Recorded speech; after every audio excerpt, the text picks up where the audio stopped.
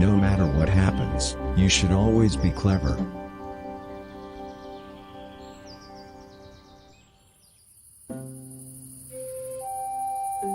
If we all work together, we can make human nature history.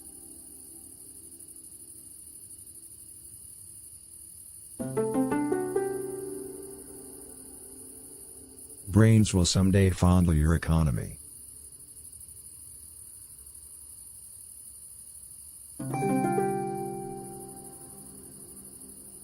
Chant this mantra to yourself: what everybody else says is temporary. What everybody else says is temporary.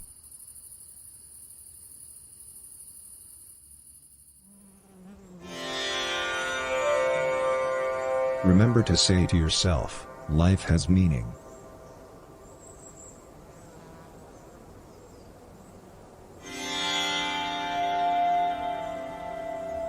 If one expects water, one has to prepare for menstrual pain.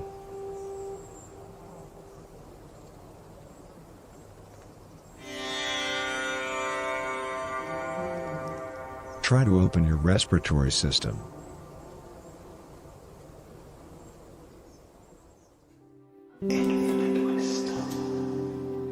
A brave gnome once approached a filthy girl and asked her, "How can it be that you are so befriended, you who were but a filthy girl?"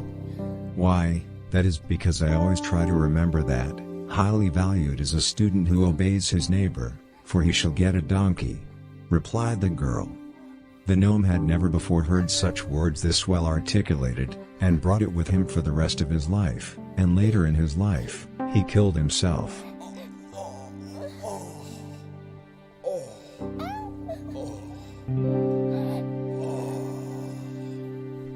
Developing an intolerance towards the end of the world is the way of the future.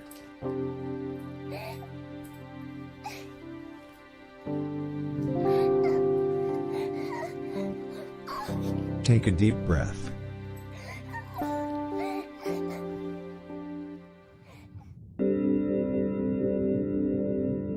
Begin to feel the heaviness of your anxieties sinking into the floor.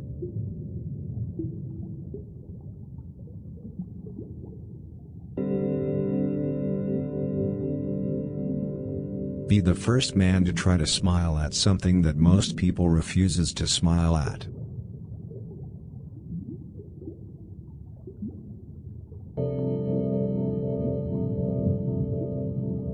Forget the fact that of course you can trust molecules.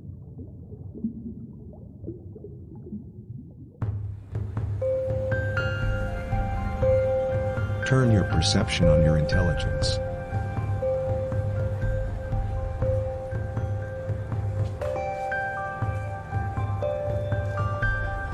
Take in how your pineal gland is observing the world.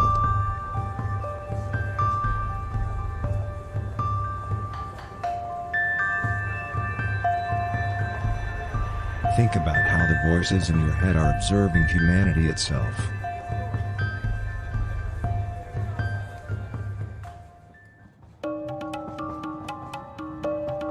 In the old world, a highly respected philosopher once approached a tired, old girl and asked her, "How can it be that you are so praised, you who are such a tired, old girl?" "That is because I do not consider myself a tired, old girl," replied the girl. The philosopher had never before heard such truth put so plain, and took it with him for the rest of his life, and later in his life, he was forever haunted by the girl until the day he died.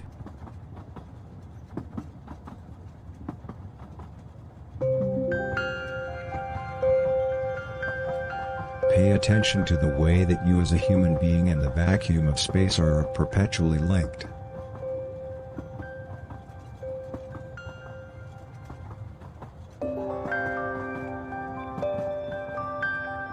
Remember how the knowing one said, "Miracles are just sins of pain."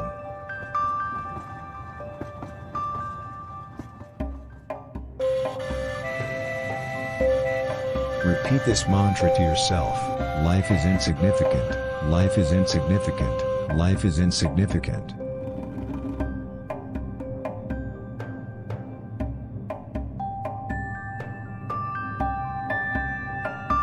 Keep on breathing while thinking about how to bless the eggs, spoil the neighbor.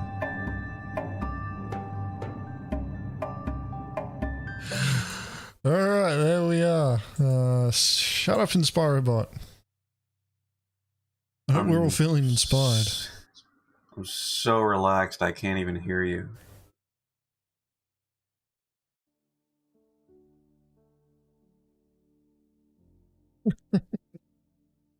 This is just... To be honest, Soriel, I think it would have been better if we'd made it do that. Oh my god. I'm feeling like extremely groggy this morning, man. Well, holy shit. Oh god, that was so true. Oh no. All of it.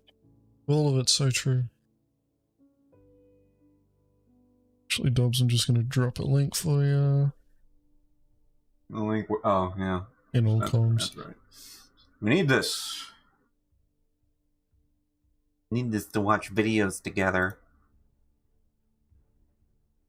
And I need to sort out a third monitor. Well, Agens, didn't you get a bunch of Amazon gift cards from relatives that you don't talk to for Christmas? No, they don't talk to me, so they don't give me shit either. Yeah, I know, but like, you know, you ever have those relatives that you're not really on speaking terms with, but the relationship is cordial and they feel some sort of bizarre obligation to send you something for Christmas out of fear of, you know, rejection, right? Just me? No. Yeah, just you, man. Just you. I get random shit from relatives sent through the mail at like bizarre times of the year. Like, you know what I got one time? I swear, it was like an aunt that I don't speak to anymore sent me like chocolate chip cookies that were loosely wrapped up in a paper towel and placed in a old shoebox.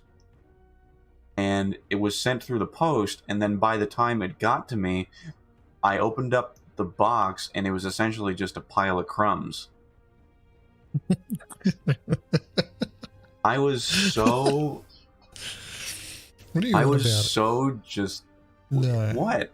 It was it was a puzzle kit. They sent you a puzzle kit. You were supposed to assemble those cookies. Yeah. Gotta find a way to put the sawdust back together and make it edible. Like, I'm pretty sure they were even like stale back then. Like, they were even stale by the time I got, because they weren't sealed at all. Like, they weren't properly packaged at all. It was like nothing. And like the worst part of it is that there was like a card, it was a birthday card that was shoved in the middle of it, and so like I had to fish it out, and it was just covered in like the crumbs and the sawdust. It was disgusting. It just sounds like, you know, that was your present for when you were like 10 years old and they lost it at their house, and then they found it again and went, oh, we should send this. And then they just, without opening it or checking on the contents, and just went, we'll just send it anyway, as is. It was just so bizarre, but you'll be happy to know that I didn't receive any gifts like that for this Christmas. I had a swell Christmas, and I hope everyone here did as well.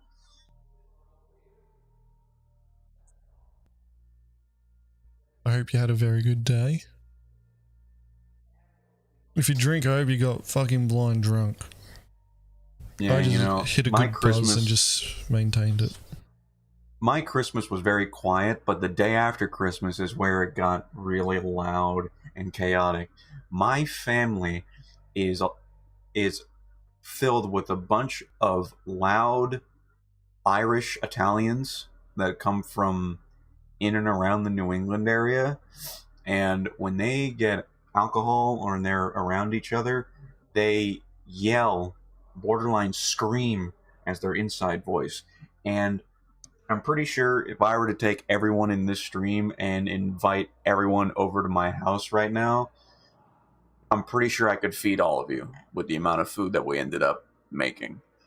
And you guys can leave with leftovers. How about that? Isn't that funny? Leftovers. Leftovers sounds good. I'm a bit peckish at the moment. That's alright. Peckish? Well, Yes. I got regular like spaghetti and meatballs. I got chicken broccoli alfredo. I got some nice looking potato salad. I got some apple pie upstairs. I got some spiral Do any ham and nice good roasts? steak. Did you do any roasts? We had roast pork. We didn't do anything. We had roast ham Christmas Day, but then the day after, when we had the party, it was a whole different meal. Like, we didn't use the leftovers from the Christmas dinner. It was completely fresh stuff, and it was so much food, right? Because like over 2 floors, right? We had two big dining tables, one on each floor, and it was so much food. We had to divide all of the meals to a section on the first floor and a section on the second floor. Jesus. And it nearly took up the whole table on each floor. It was incredible. There's so much food, and for the next couple of days, all I'm going to be eating is leftovers from yesterday. It's not a bad thing. Like we've still got some of our roast pork that's not left a complaint. over, and the ham. Like, you know, we bought a Christmas ham. That thing's still going. Still carving that thing up. Agens, we have a question in chat from Tomorrow Durong. I'm not sure if that's how you pronounce it. They say, quote, "Is the Corsair really a good piracy ship? From what I see, it's mostly victims of piracy." What do you think about that, Agens? It's because everybody's flying the new sexy ship. So, of course, a lot of the victims are going to be, you know, in Corsairs. The Corsair is great up until you reach space, and most of the ships that you want to pirate just get further away and further away and further away and further away up until it's out of weapons range, and they just jump away from you. That's how good the Corsair is. Yeah, I was about to say, I haven't checked the stats for 318 for it, but I don't think they increased its top speed, and I think the only cargo ship that it can run down still is the Caterpillar. The rest of the larger ones can outrun it.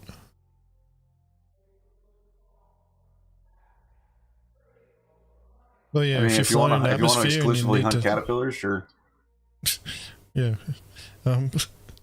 If you're flying in atmosphere as well, it's just a straight line. That's the only direction that you can fly, a straight line. And if you want to change directions, you have to stop, turn, and go forward. And then fly in the straight line. So, yeah, the main reason why you're seeing lots of victims in Corsairs is because the Corsairs are new sexy. And, yeah, like, don't get me wrong, like, the Corsair has the firepower to soft death most ships really quickly. It's just that you need to make sure that you're pouncing on that ship and they're not paying attention, and by the time they realize what's going on, you know, you've achieved gimping the ship. Yeah, anybody that knows what they're doing will just laugh at the Corsair as they're flying away from you.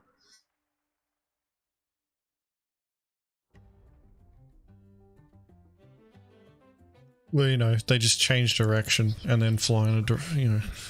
You're never gonna catch me. Yeah. Alrighty, let's start looking at the first one, which is quite interesting because that you asked that, because it actually is about boarding Corsairs. Oh wow! It's like they knew, Agents. It's like they're setting it up. That's actually incredible. So that's the video there, guys. Obviously in the description there's no videos or anything like that. Literally Dobbs and I for the last 40 minutes been scouring YouTube looking for videos to fucking react to. There was a post suggested from Spectrum, from Tesseract, about how they accepted piracy now, and here's my reaction to it. I don't fucking care. I really don't care that this one dude in the entire Star Citizen community has finally come to this epiphany that's piracy gameplay is a fucking thing. Then and why that the they fuck accept are you it. saying anything about it now? because I know people are going to ask. So that's the reaction to it. Like, I'm not even going to look at it. Look at this guy right here. What's his name? Soul Fox 78. Change scenes. Just look at this guy. What do you mean? Where? What am I looking at? Soul I see Fox, 2 seconds what? in. Is it? That's the name of the target in this video. Look at him. Is it? Alright. Well, Change but he's only scenes, showing for one. Goddamn. We'll get started in a second. So this video, I've already linked the URL to it in chat there. I'll add it to the description later. This one is by River Grit. And this channel is actually chock full of some piracy videos. I discovered this channel literally about 40 minutes ago. It's pretty interesting. Yes, there's about 10 videos there that I saw. Yeah, I'm pretty sure they're relatively new. Wait a minute. What am I gonna do? Hold on. Wait. Stop. Wait. Hold on. Yeah, I'm fine. I haven't started yet. What are you doing? You're holding up the stream, Dobbs. We'll stop for you. They don't have any links to any fucking org pages or social media or anything. It's just use Mongrel to find them. You'll find them. I was trying to fucking plug it, Agens, for fuck's like whatever, dude. I don't care. We've just literally linked it in the chat there, like, you know, and it will be in the description. You'll be able to go check it out. You'll be able to see their other videos. I haven't watched any. This is literally the first one that I'll be watching. You know, maybe. See, looks like Space Dude already done it. Is this correct, Space Dude? Looks like they belong to an org called Triple Black. Triple Black is an org solely focused on piracy. Together we make up a group of players who crave the hunt, extortion, ransom, and PvP. Our goal is simple: use overwhelming, calculated tactics to exploit the hard work of other players for our own benefit and wealth. Stay Sweaty by Triple Black.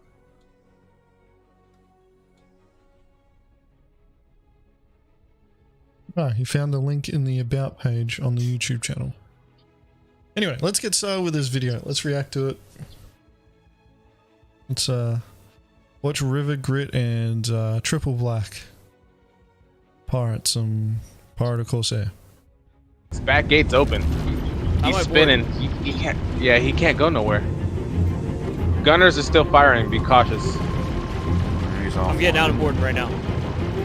Hold on. There's I'm there's advocacy up in this bitch. Alright. You board, we'll deal with the advocacy. I'm boarding right now. Advocacy on? The fucking wheel. Oh god, he's boarding by himself. What a fucking madman. F-55, okay. Take it. You want cover? Oh god, check corners. Oh god, check corners. Oh Jesus. Yeah, you guys go ahead. Thank you. Jeez. Hey, bud, I'm gonna need you to power down your ship, my guy. Oh, get him out of the seat. What are you doing? Thank you. Just hang tight, I'll res you in a second. I gotta get your buddy. What are you doing? This is why you don't board alone.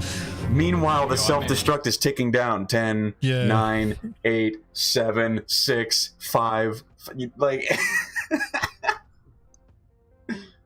This is one of the reasons why you don't board alone. Because, you know, the first thing you do is you gun it straight for the fucking pilot's chair. Doesn't matter if they're in it or not. If they're in it, pop them. Alright, don't talk to them. Fuck them off out of that chair. Get in and fucking cycle the self-destruct. For 318, one of the main motivations for us soft deathing ships is because we can stop self-destruct. Combat logging's been addressed. From a piracy perspective, people can't escape us via combat logging and us missing out on the prize.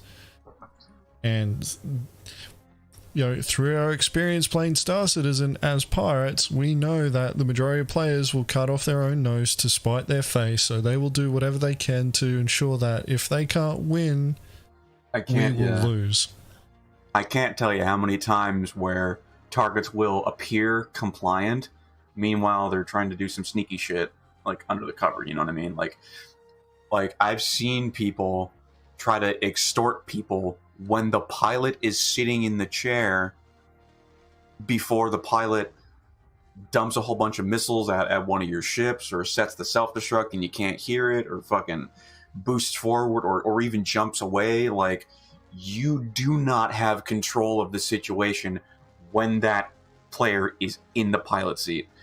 It doesn't matter how many ships you have around. It doesn't matter how many people you have on board the ship. All of that is irrelevant if the person is still in control of the ship by way of being in the pilot seat. You need to get them out before anything else happens. And quite frankly, you need to get everyone just off the ship entirely. Because it's like, I'm not even going to get into the whole situation with like quantum beacons and everything like that. Like, when you capture the ship, that needs to be yours, and every single person that was on that ship, all the crew, everyone, they need to be off it by whatever means you have at your disposal. Killing them, fucking demanding that they get off immediately, whatever, just get them off. And then whatever kind of extortion that you want to do, talking, communication, you can do that once they are separated from the ship.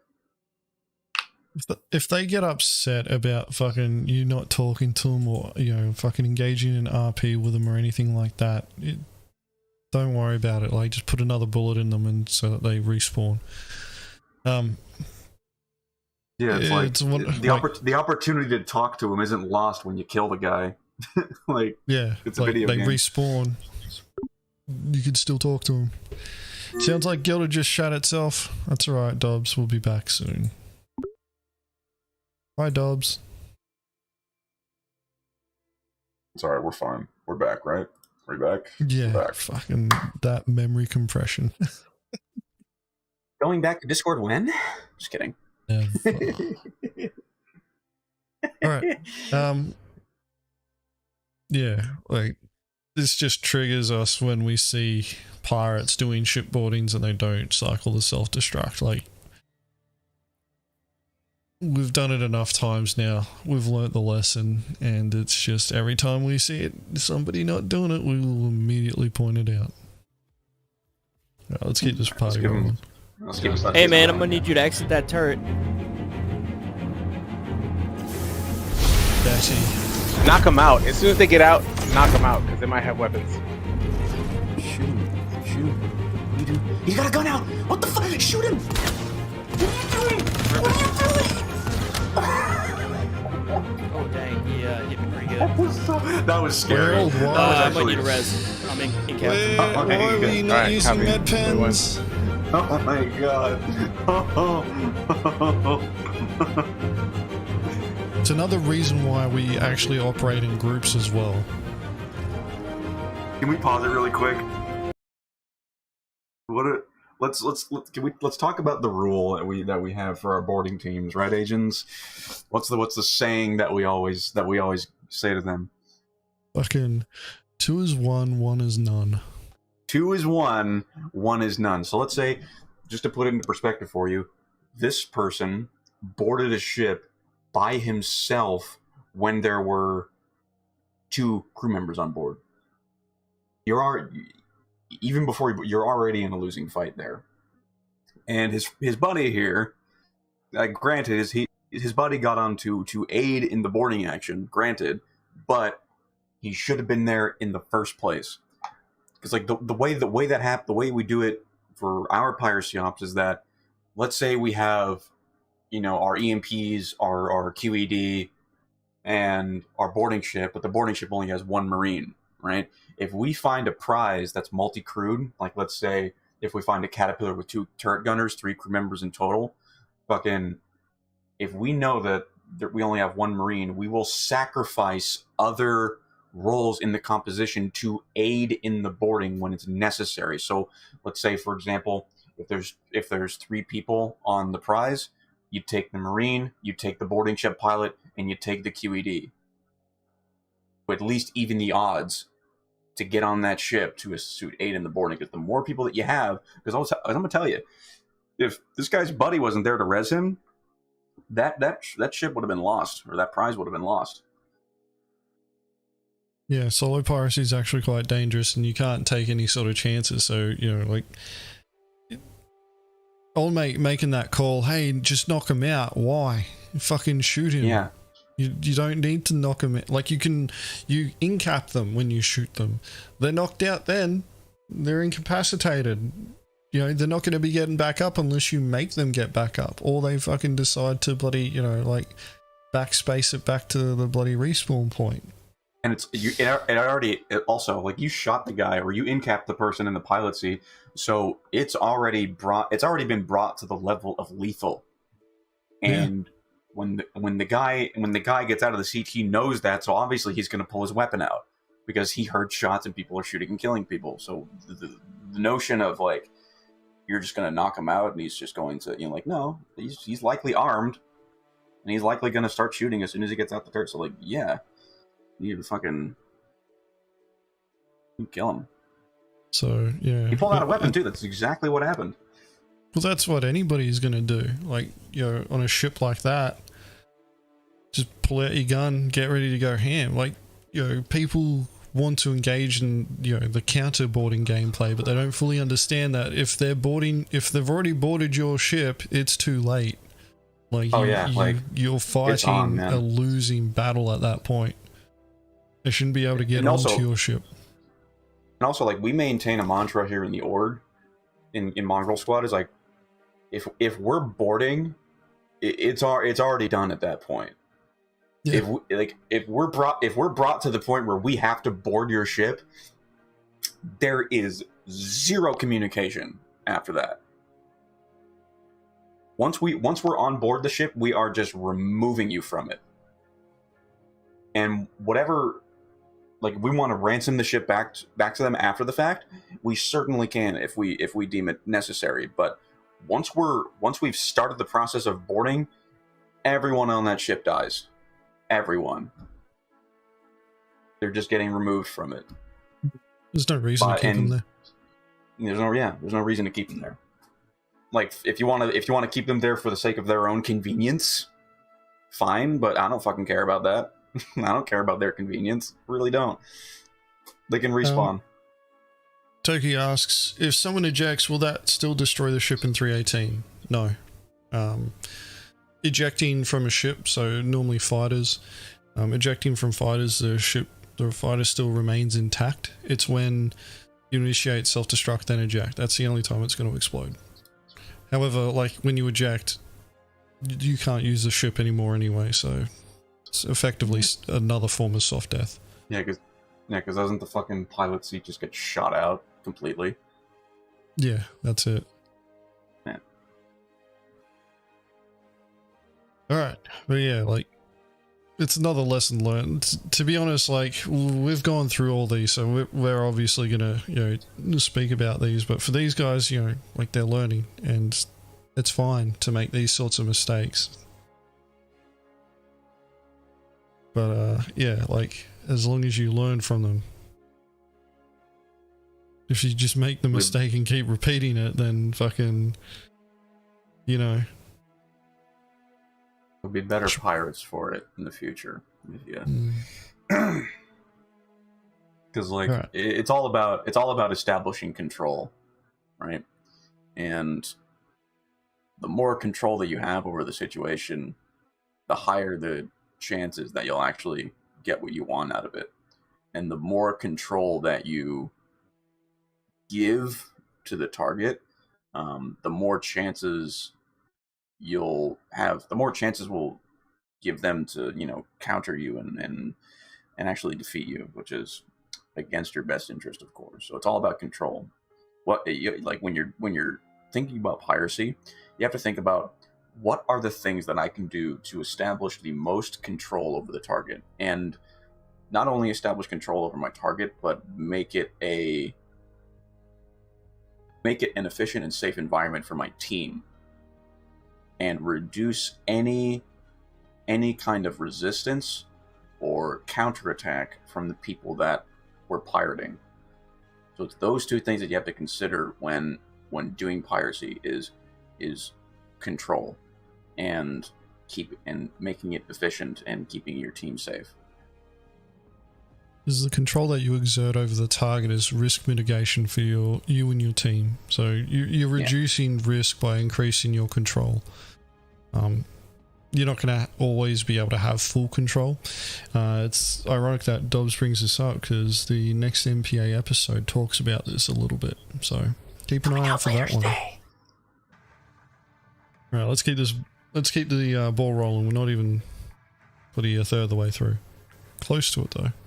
Is there anyone else? I'm here dealing with the advocacy. I'm right around. Hey, I'm taking this guy's armor, bro. The dude in the pilot seat can't touch his shit. Just says set progress. What Just are take him you out. doing? Just pull the undersuit. Yeah, you have to Pull res the undersuit. and then have him Just exit pull the seat, probably. Just pull the undersuit for fuck's sake. Just Oh, he's locked. roll it into the ship's inventory, then blow up the ship. No, oh yeah, he delogged, yeah. And tight, we're gonna res you, and then we want you to exit the seat, alright, bud? What? You wanna cover me? Talk, Mm-hmm. tick, talk, tick. I'm locked out. It's annoying. Well, I'm pretty sure that this ship doesn't fucking Lock her. self-destruct. Because it Oh, would yeah, have blown up by now. It would have blown up by now, for sure. There you go. Why does this guy Rolling keep it. using the weapon wheel? Are they playing on a Alright, get controller? ready, I'm a resing. hand controller? He's gonna self-destruct, bro. It might be. I don't know, Oh, dude. there you go. He's going to self-destruct. Oh, that's a good point. It's like watching your grandpa search something up on Google. Oh, Jesus Christ. No, they realize this. Yeah. Yo, exit seat. Oh, fucking light bulb. Wait, did he just... Don't fire the fucking grenade launcher for that. Backspace. Don't you bring that thing over here? Wow. River. Huh? Me? Bring that ship over here. You can do it. He didn't backspace, no, because his body's here. Just bro, fucking you pull the fucking gear. self-destruct Oh my shit. god. Oh, yeah, you wanna get in a seat and find out? I'm gonna get in the seat and find out. You were right there. Fucking You can get play in the with the seat body. when he's still. Just- You- just- There you go. There you It's go. saying system Wait, over. yes, yes, you did it. Shields. Cycle the Out. self-destruct. Nope, Hit, it's, hit the button. Hit it's the button. not. Hit the fucking button. Oh, he powered down, Jesus. bro. Yeah, it's not. We're good. No self-destruct. Even if you don't see the Who's alert, got a doesn't mean ship it's with doesn't mean it's that we off. can fit goods on? Me? Because we got some bodies Bob's just here. gonna have an Bro, I aneurysm. can't Alright. believe. One sec. Damn. One sec. Advocacy is on our ass, man. I'm like all around trying to kill these motherfuckers. Oh, we got a bunch Security of and double Andromeda. dogs. What? Bunch of Bro, I double Oh, we got can't the- believe oh, we got hot shit dogs, dude. fucking We got fucking hot dogs. Let's go. shit. Just- Just Yeah, throw I'd the... say we're getting pretty good. I am. We got some loot. Throw in the vehicle inventory. Blow up the ship. Spawn a box. You don't have to. Making this so much more cumbersome than it has to be.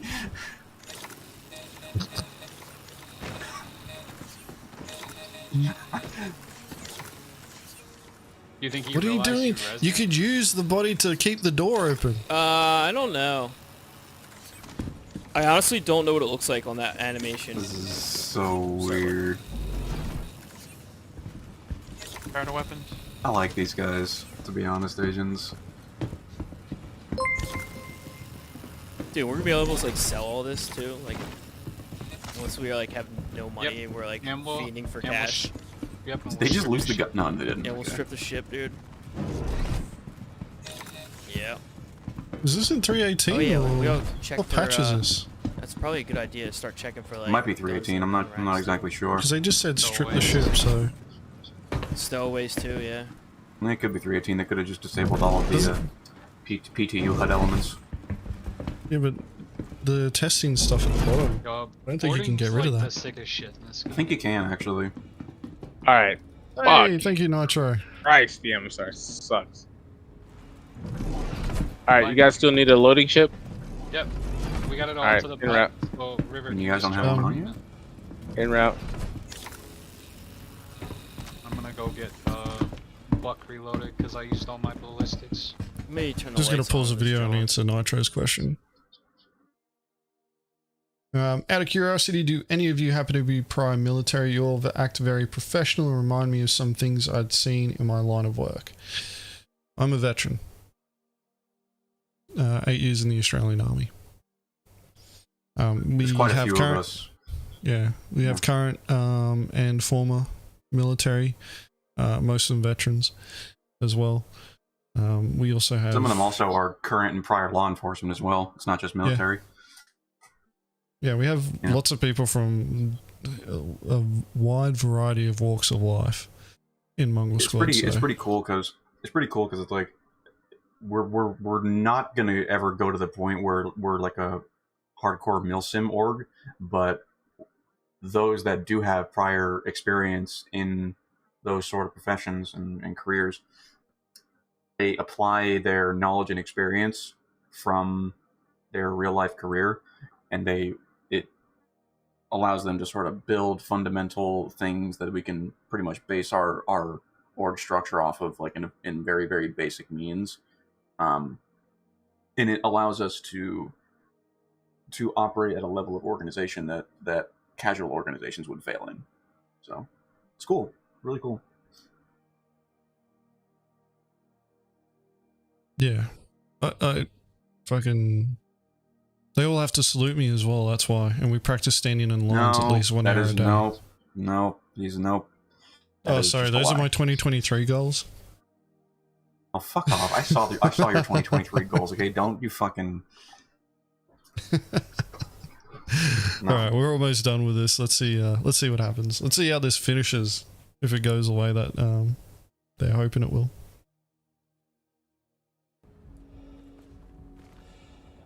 I got missiles inbound. Oh shit. Is this just the one POV of this guy? Right by me. Usha, can you handle advocacy, please? Yeah, got Crusader security and advocacy and bounty hunters, NPCs. Love it. Uh-oh. I'm just so taken aback by the fact that they just Betty, didn't you wanna throw all cover this in the him? vehicle inventory, strip the ship, not? and then blow it up for the box. It's not worth it right now. It's just some core shit, you know? It does seem pretty cool though. Yeah, I mean, check and see if they have anything of like worth in their pad. I think they There's do. They nobody got else. double dogs. Oh, all right. Okay. Yeah, the outro, guys. Let's go. Yeah. So... It's copyrighted.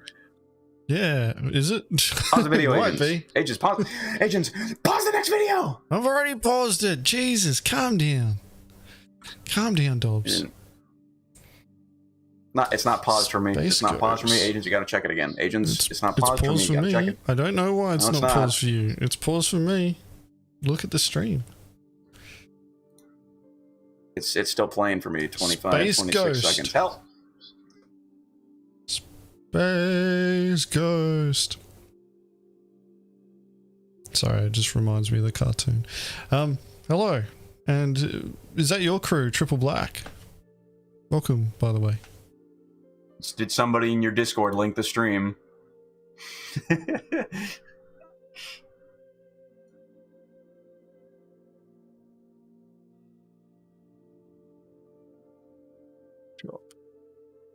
Up and wait, Yeah. yes.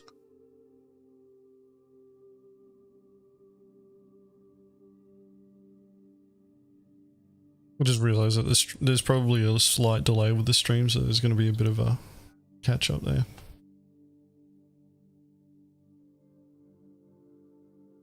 We may have been a little bit harsh. No, we're just fucking getting not flashbacks of all the harsh, we're shit that we've had to deal with over the Oh yeah, years, and it's that's actually true. Yeah, back when we were starting flashbacks. out. God, learning all of it the hard way.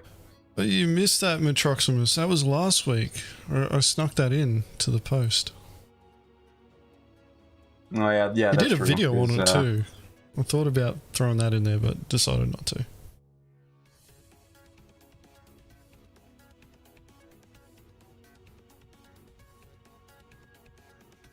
True. You gotta start somewhere, man.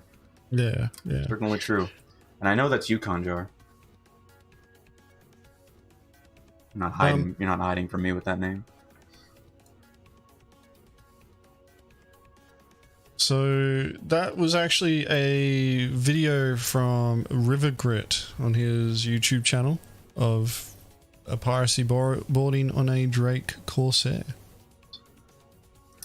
It was interesting. That was definitely a learning experience. Well, still don't understand the context of why they were boarding the Corsair. It was cool that they did. I mean, it's the same reason why I'm boarding. It's the same reason why I'm boarding ships. It's for the sake of it.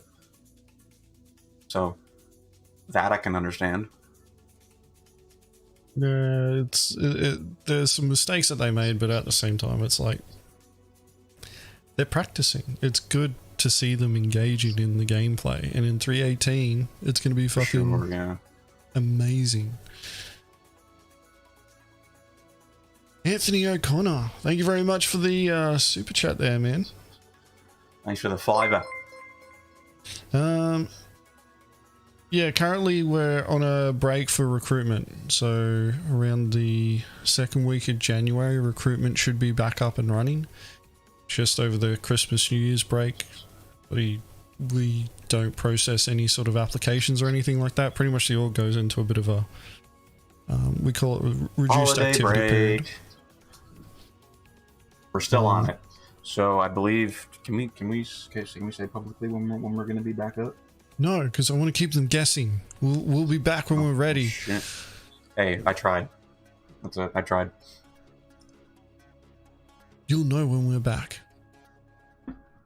But on a more serious note, around the second week of January is when we're going to reopen recruitment, and all the links and all that sort of stuff will be reactivated.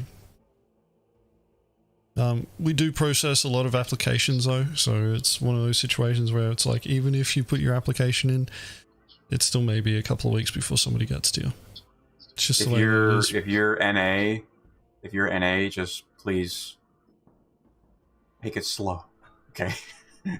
we get quite a lot of applicants. And they have to process them, do some background checks, make a decision on whether or not they're even going to progress to the interview.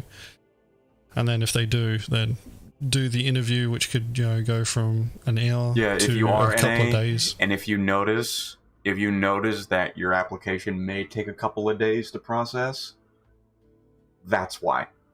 It's because the NA contingent of the org gets quite a lot of people coming in, more than any other time zone.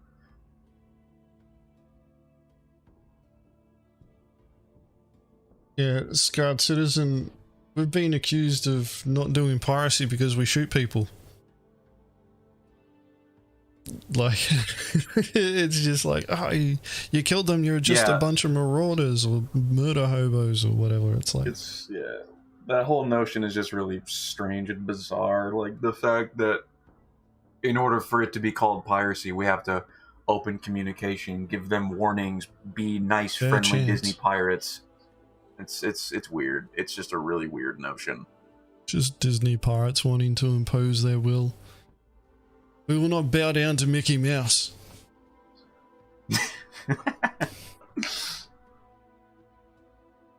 Alright, well, yeah, that was River Grit from Triple Black. It was an interesting piracy boarding video. Obviously, you know, we pointed out the mistakes, but it's good to see, you know, like another crew out there doing piracy ops. And realistically, you're not going to know about it unless they're doing videos like this. Alright, the next video. It's about to end. It's about to end for you, Dobbs. Yeah, it's on the next video. See, I told you, and you're not fucking listening to me. I stopped it. It didn't. You were not. You didn't listen to me. Oh my god. SyncTube. I fucking hate this. I need to find a better version. Where's the fucking link for this video, Dobbs? It's in the DMs, isn't it? We're gonna have to do this all over again. What do you mean? It's ruined. I'm just restarting the stream. We're doing it from scratch. Oh god. Hey. Whoa, hey. I hope you remembered everything that you said, Dobbs, because I fucking don't. But we're gonna have to repeat it all. Fine. Anyway. The next video. This person's already featured on the channel and was actually the inspiration for starting this whole segment anyway. And the reason why we're watching this particular video is that it's a bit of a retrospective look at Star Citizen and 2022. And it comes from our good friend. Hold up. I didn't set this up right. Oh god, the suspense. Who is it, Agens? Morphologist. If you can see up here, Sorry, there it sorry, is. yeah. Just keep it down, Dobbs. You'll be right.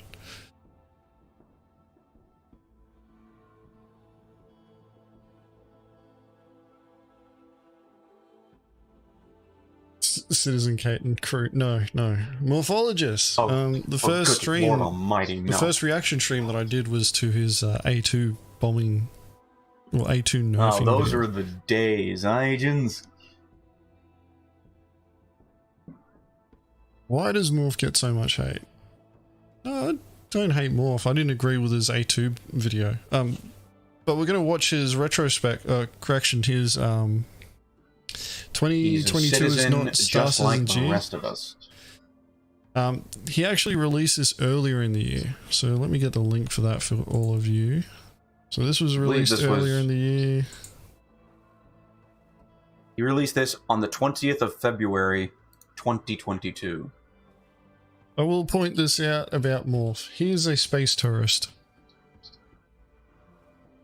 He's a space tourist and gets upset when he goes to PvP zones and then gets fucking PvP'd. Because that's what the A2 bombing run was. Fucking, like, that's exactly what happened. You're bringing up repressed memories that I don't want to revisit. I'm going to keep saying it.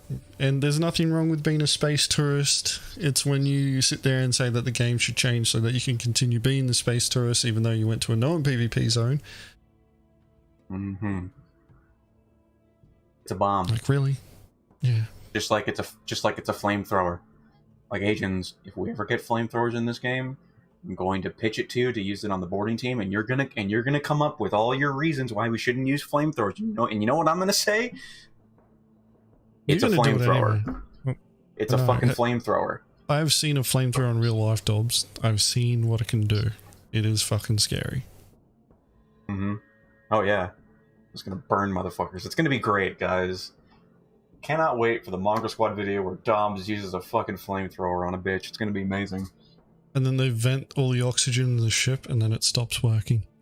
And then Dobbs cries. Oh yeah, the fucking room system resource management. The direct counter. Fuck, dude. Alright, let's get started on this video. This is, like, we're watching this video to see what Morph had to say about 2022 not being Star Citizen G, and let's see how accurate he was. On the whole, the last CitizenCon wasn't the most exciting event in the game's development history, but it still brought with it some good news about the future of Star Citizen with pivotal game systems like server meshing and the features that it'll bring. Like the first new star system we've received in over 6 years since it first went live to the persistent universe in December of 2015.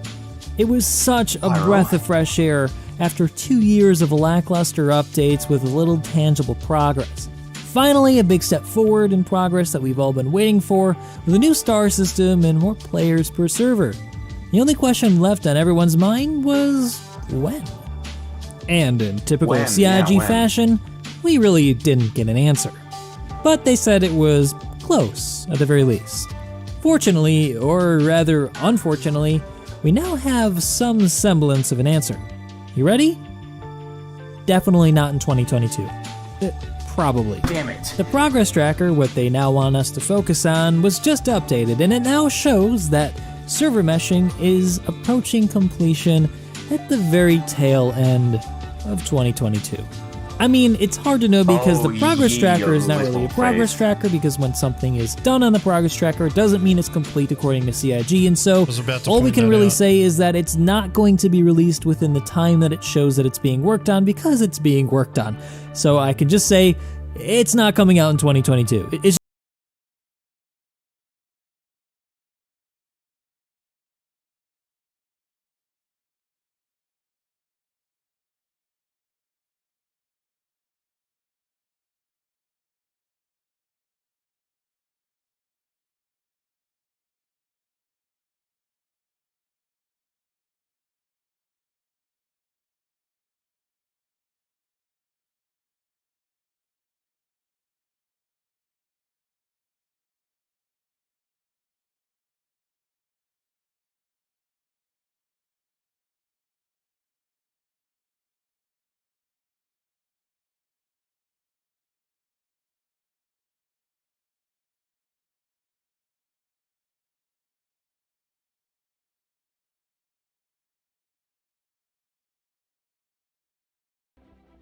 Yeah, that ain't happening.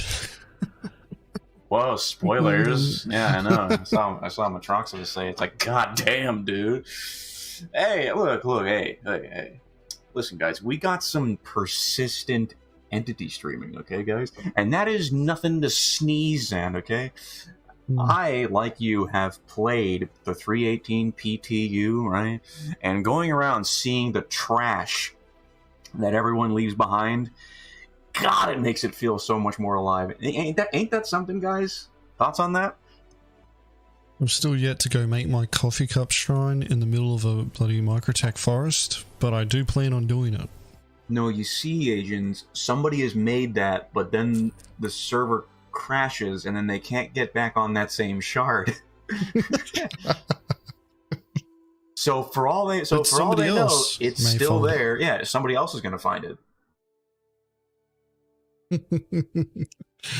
But yeah, his optimism for server meshing in even just the start of 2023.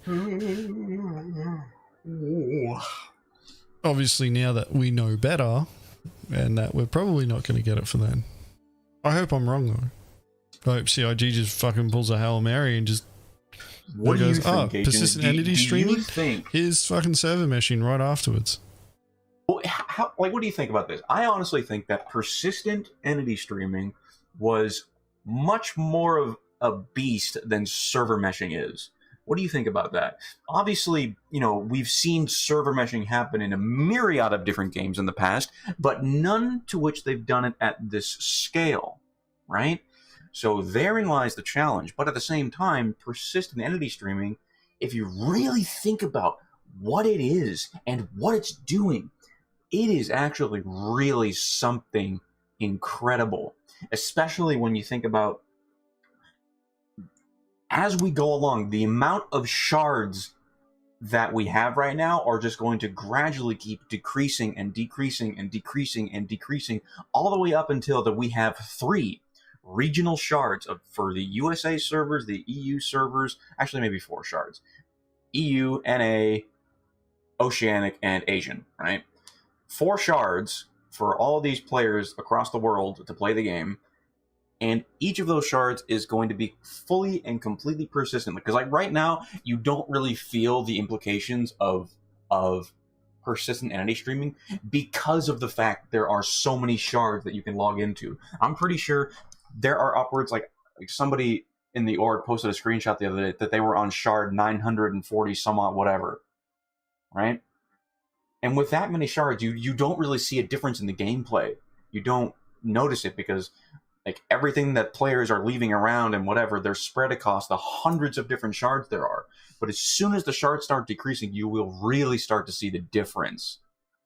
So that's why I think persistent entity streaming is much more of a beast in technology and capability than server meshing is. So I think with the amount of time that we were waiting for PES, I don't think we'll be waiting as long for server meshing. But that's just me, though. I still think it's going to take a lot longer than what people are expecting. primarily because of optimization for the servers. Because they're going from spinning up new servers all the time to the servers having to chunk down areas on, you know, for Stanton and all of that. So yeah, it's one of those things where it's like. Here's the thing: when did they start talking about, or when did they start the process towards persistent entity streaming? I'm pretty sure they started the process when they implemented object container streaming for the client. They went from client side object container streaming to bind calling, and then server side object container streaming.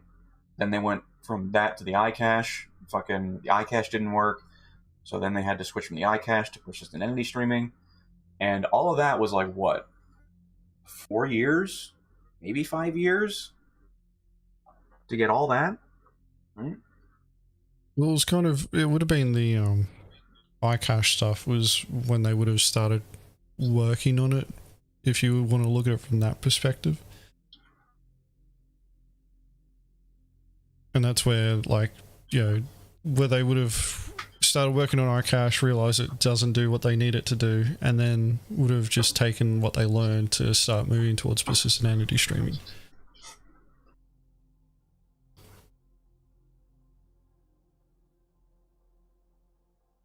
But yeah, like, let's keep watching this video. We're almost done with it. I hope that we get server meshing next year. I don't think we'll get it in the first or second quarter. If we're gonna get it, they'll try and push for CitizenCon. What about EPTU? Nah. We were supposed to have fucking 318 for 3 months. Yeah, I know. They were floating around an idea of like an early prototype build, like they've spoken about that sort of stuff in the past before at different times, different levels, and it's just they keep it internal until they're ready to push it out. That's it. Unless Chris Roberts says anything. That's why they keep Chris Roberts like under a desk somewhere. Like they don't let him in front of any cameras. No, that's why Squadron 42 is the focus. Keeps him occupied. This also means then that we're not getting Pyro this year, as the new star system requires server meshing to work. That and a bunch of other features like persistent hangers, blah blah blah. There's a ton of stuff that's being locked behind this, and it's really unfortunate to learn that we can't look forward to it this year. But at least we can get some more gameplay and features and gameplay loops this year, right? I got some more bad news for you. Now, unfortunately, there was a big thing that I missed in the last video I did about that roadmap update that set everyone's hair on fire a couple weeks ago. I don't know how I missed this, but it's probably the most important sentence in the entire thing, and it's buried halfway through. As mentioned in a previous roadmap roundup, as well as on this episode of Star Citizen Live, the core gameplay pillar team has moved to focus exclusively on Squadron 42. Yeah, that's kind of a big deal.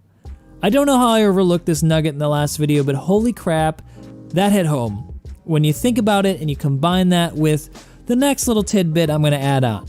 There was an article published by MCV Develop, which is a magazine that interviews and talks to developers and covers developer news in the development industry, where they interviewed Carl Jones, Chief Operations Officer for Cloud Imperium Games, where he said that with regards to Squadron 42, I guess we'll see how long he, Chris Roberts, needs to be over in the UK. It could be 1 or 2 years more to complete Squadron 42.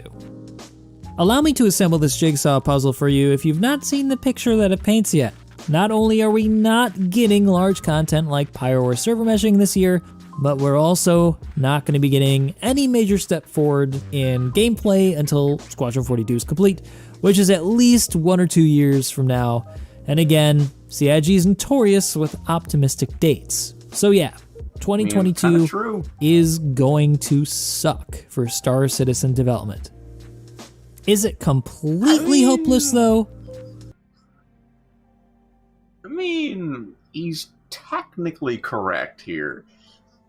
I mean, let's ask here, what is the major piece of gameplay content that we got this year? Okay, and let's exclude PTU for now. Let's just take like 318, the fact that it came out November, December, PTU. Let's just remove that. Let's talk about what was actually put on the live gameplay servers this year that is a major step forward in the gameplay. I think of refueling, right? But even in that, it's like, like what can we really do with refueling? Really now? did much. Yeah, I know, but that's it, right? Selling stuff, which is like cool. Troxmus got it though. Like, player caps got increased. Like, selling was a big deal. Increase. Yeah. Selling was a big one. Did we get the new inventory this year? Or was that last year? That was last year. Yeah. Last year came with medical gameplay and personal inventory. Yeah, it was 315. Okay. Like, in terms of new gameplay, we got the refueling. Yeah, but they did expand on the mission system. Yeah.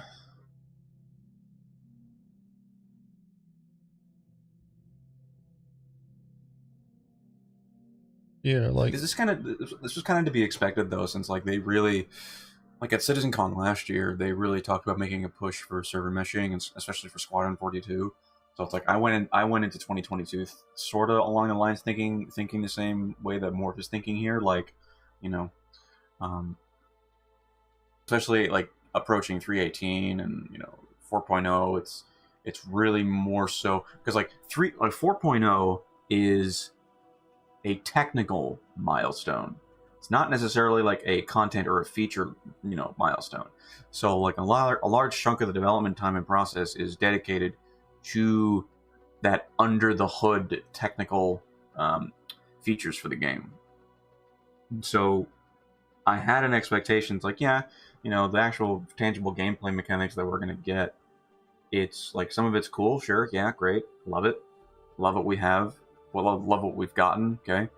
But, like, for instance, like 318, like, look at 318. Everything in 318 just completely overshadows anything that was put in this year, in my opinion.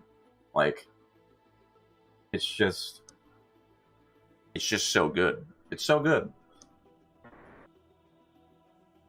Yeah, like 2022 was kind of the march for CIG to get a key piece of tech in, and whatever they decided to put in for this year, they needed to make sure that it didn't impact that new tech that they were going to introduce enough to cause issues for them next year. Which is why we got, like, the type of stuff that we got really shouldn't have been impacted by persistent entity streaming.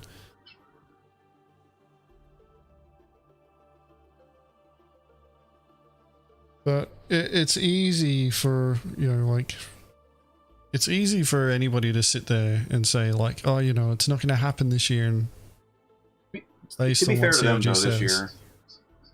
them, though, this year, they did accomplish persistent entity streaming before the year was out.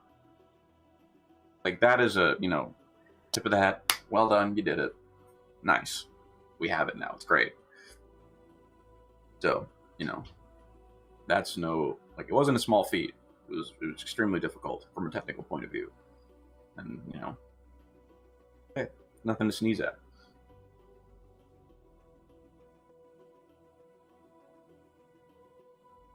Probably, but I don't think so. There's some stuff to look forward to, I promise, this year, aside from more expensive ships. Stuff like the AI nav mesh tech, which they've been working on for years, which is going to put NPCs on planets for us to fight and interact with and have missions for. This is actually in 318. Like, they introduced it in 317, where we had, mission outposts where the AI were there, and then like you'd have a AI ship, drop ship come in and try and land troops that would bug out and just sit in the chair, or, like just fall out of the ship. Yeah. It's, pretty much that's going to be mitigated, because right now, only a single dedicated server node is in charge for simulating the entire game world. Moment we get server meshing and multiple nodes can split across the game world, you'll see a significant increase of performance, because single server node will be dedicated to just microtech. Therefore, more of the server can be dedicated to actually making the AI work well. Because I'm pretty sure, like, if everything's all working correctly, the AI actually pretty decent. They just don't because of just terrible server performance. Yeah, like I can tell you, like, those AI are quite potent when the servers are performing well. And they can be a headache to deal with. And it may find its way into 3.18 or 3.19 if all goes well. But then we also have stuff like the cargo system refactor, which promises to bring physicalized cargo to Star Citizen, allowing us to salvage or pirate cargo from other players, NPCs, and wrecks. And of course, some more fun events like Jumptown 2.0 and Xenothreat and more, and a bunch of really great quality of life updates. But ultimately, the tangibles for 2022 are going to be very light.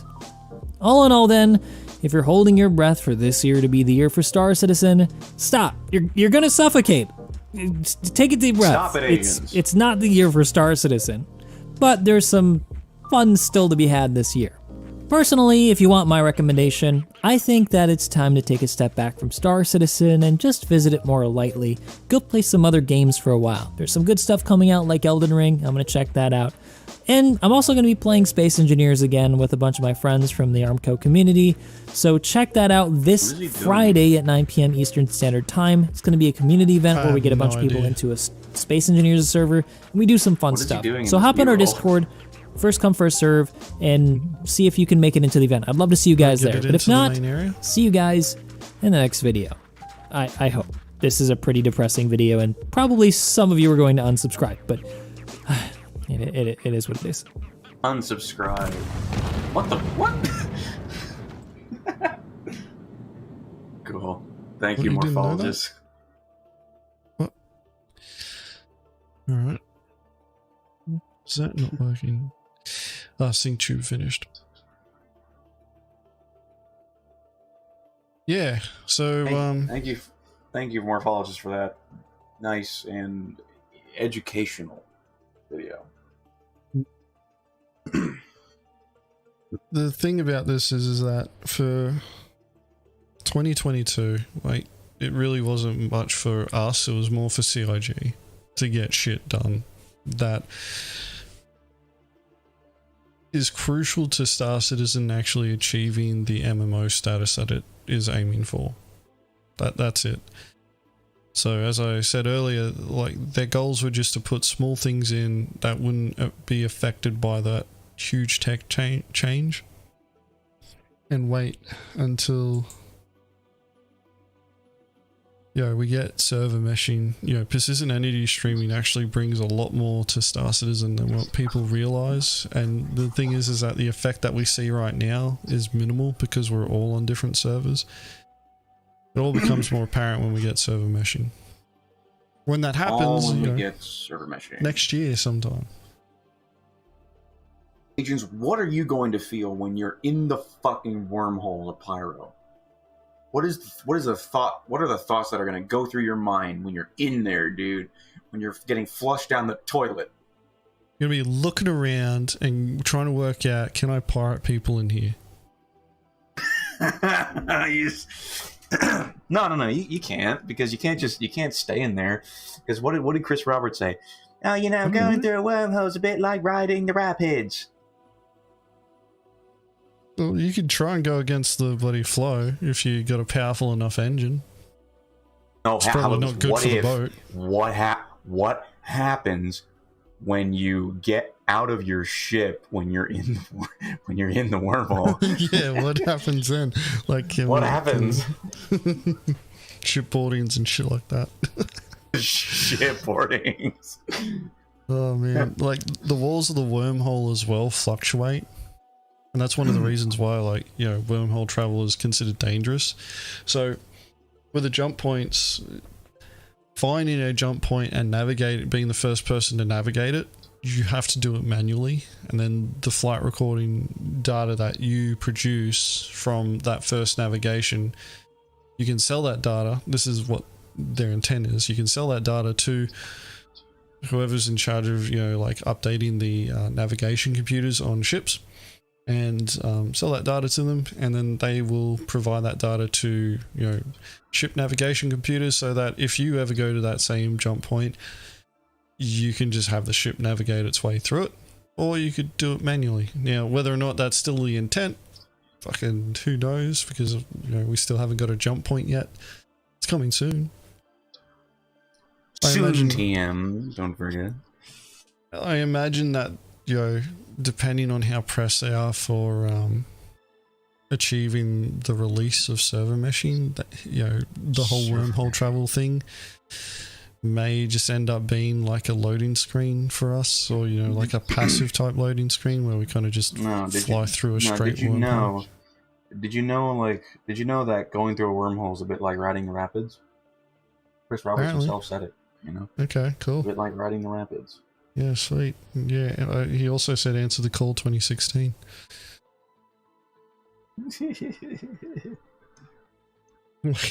You know, there's what people want to achieve within the time frame, and then there's what they actually can do. And you gotta work with reality. Like, it'll become like that eventually, you know, just maybe not when we first get it.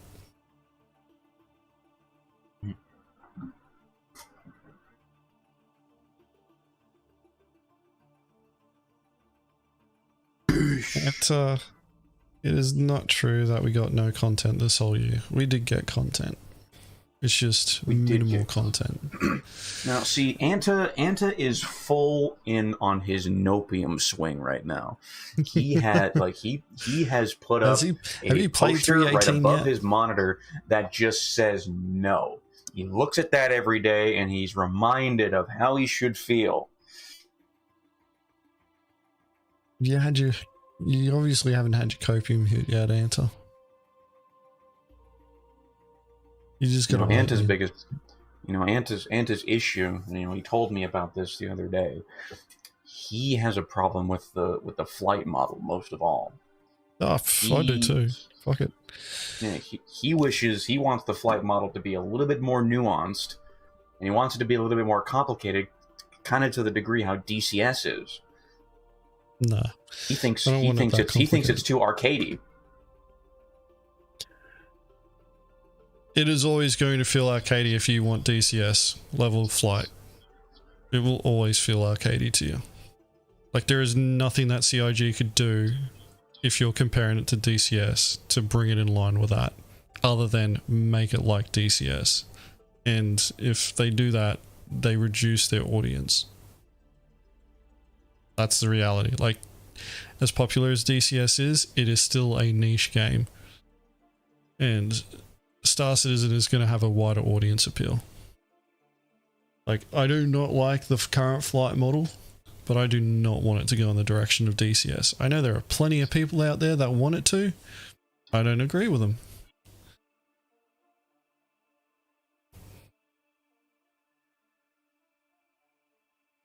But, you know, like, the other thing as well, like, CIG did tell us all that we were only going to get one patch for 3.17, or for the 2022, which was 3.17, and we still had incremental patches throughout the year. Like, they said that they weren't going to do anything until we got bloody persistent entity streaming in. We weren't going to get the next patch until that was ready. So I'm always surprised that people are, like, surprised by that. It was like, oh, we only got this one patch, and it's like, yeah, no shit, they told us that. They told us it was going to happen. You know, they were going to hopefully get 3.18 by quarter 3. Quarter 3? Yeah. Start of quarter 4. But, you know, we all know what CIG's like with their dates.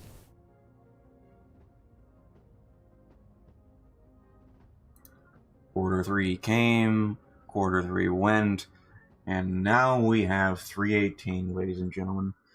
That is just incredible.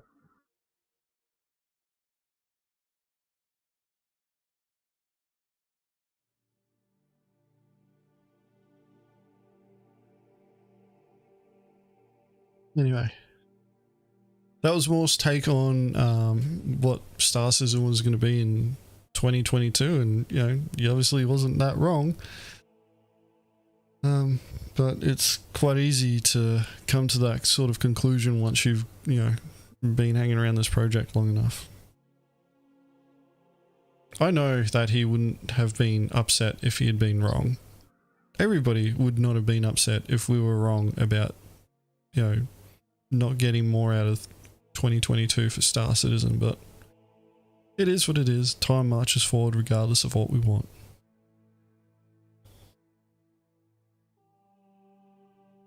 Alright, now I gotta get these other videos set up. So the next two videos... Yes, we do. Next two videos are from CIG, and Gilded's being shit with links. There we go, that's the They one. come from the Star Citizen YouTube channel, so they're going to be... It's too loud. I paused that. I paused it. It better not be fucking playing. It is playing. It's still playing for me. Okay, now it's It paused. shouldn't be. Fucking SyncTube, sort your shit out.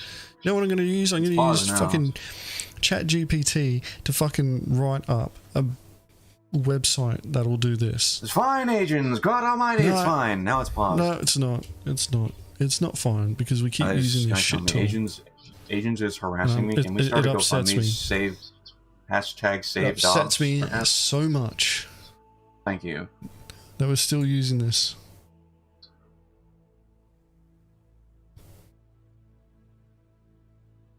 Yeah, Mongrel Squad has a hat in the merch store. Actually, I'm going to be making an announcement about the merch store soon. But we currently have two merch stores.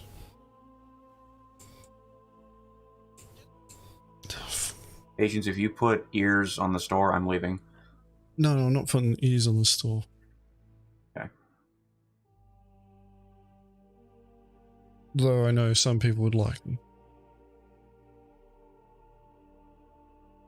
Anyway, SyncTube's been shit, so this is going to start like 6 seconds in.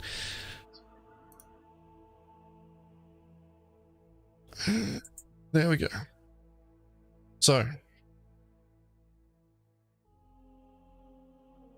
the next two videos that we're going to be reacting to are from CIG. We're going to be reacting to their year in review, and we're going to start with 2021 and then do 2022, and we're going to look for any sort of similarities. We're going to compare and contrast which year was better for Star Citizen's development in terms of technical achievements, as well as gameplay content features and other means of success and progress.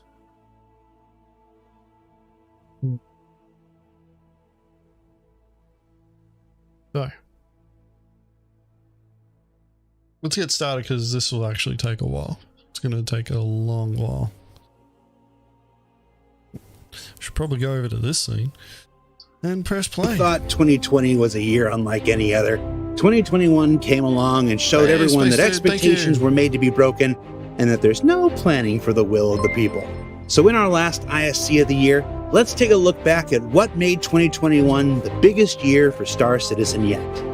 In January, the year began with the longest-running fan-organized event in Star Citizen, the filthiest race in the verse, the Daymar Rally. Now, when devs returned from their holiday break, they found reports of a bug that was threatening the year's event and were able to develop, test, and push out a fix just in the nick of time. It was a start to the year that reminded us all how Star Citizen only exists because of backers and developers working together in support of each other's shared dreams of a first-person universe unlike any other.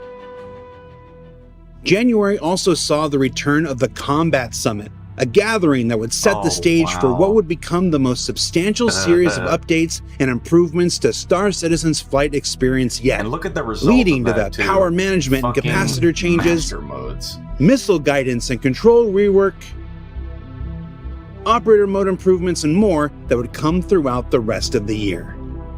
Yeah, this is January 2021 2021 also said a temporary goodbye to Delamar, the outlaw planetoid that had been sleeping on Stanton's couch since late 2017, when it was removed in PTU to make way for the new planetary tenants arriving soon. Don't worry, we'll see you again soon, Delamar. February brought with it Alpha 3.12.1 and the release of our first dynamic event, Xenothreat, where the Outlaw Group launched a campaign of violence throughout the Stanton system, and players came forward to combat the Scourge. It was a first-of-its-kind event that brought everyone in the persistent universe together in a common cause to... I stole people. Well, most everyone. Some of you just gotta do your own thing. And believe me, I respect that. Thank you, Jared. But it was a chance for everyone else to fight with and against the fabled Idris, and the biggest step forward for capital ship combat in the persistent universe yet. 3.12.1 also brought with it a bunch of bug fixes, EVA quality of life improvements, more prison missions, and improved inventory for shops throughout the verse. While the Red Festival brought new red and gold ship paints for the Nomad and Freelancer, and then for those who were lovers and not fighters or cargo haulers, Coramore 2951 brought with it a Valentine's Day contest where the community had wonderful submissions like the ones you can see here, bring it in tight, man. as well as some using my likenesses that we will not be showing here. I did send one to my mom though, so that she could see what kind of stuff I have to deal with. She said you're all as special as I am. And I still don't know how to take that. March began with the first wave of our long-awaited ship naming coming to the persistent universe, where proud owners of the Hammerhead, Reclaimer, Carrick, Mercury Star Runner, 600i, and 890 Jumps could reserve their very, very, very small names. They got better. They're getting better. March also brought with it a new Cyclone MT for Stella Fortuna, and our first look at the persistent universe's reputation system, a turning point moment in the continuing development of the Star Citizen experience, adding consequence and reward to almost any action or decision you make, and allowing our developers to build a sense of true progression as more and more systems plug into it from that point on, as it went into testing with Evocati that month. April then kicked off with the visually impressive reveal of the long-rumored Origin 404, or as Paul Jones called it, a sausage dog with toilets. And we all know that when art director Paul Jones says it, you can take that to the carrot killer. April also saw new Star Citizen merchandise arrive, in-game Star Kitten helmets for subscribers, updates to the referral program, and a little thing called Alpha 313, which brought with it all manner of new goodies like brand new cave entrances and sinkholes, giving new opportunities to explore with ground vehicles and space piracy in caves. Yeah, how great was that? We had an entire meeting. We were like, oh my god, caves, and we came up with an entire idea for cave piracy compositions and shit. Internally, in the senior chats, this would be so cool. Oh wow, we fucking Hadanite gems in there. No way. Using ground vehicles and shit. Dude. and then the patch came out. Then we got it. We're like, what the fuck is this? Well, that just shut that idea down. That was probably the most underwhelming release, the caves, and it's only because we put such a high expectation on it. They said that you're going to be able to take rocks into those caves and be able to mine gems. And we just expected that you'd be able to go all the way through the caves and do that. Whereas they were only talking about the entrance. So it was well, why bother? Because you got an entire fucking moon that you can go along where you're not at a fixed location and you can mine heaps of gems without getting stuck in the wall of a fucking cave. And most of the pathing in the fucking caves are only player size, not vehicle size, which is it's the entrance. That's why. So frustrating. It's you drive into the entrance and then it's oh, now you got to get out now. It's what the fuck was the point of driving here?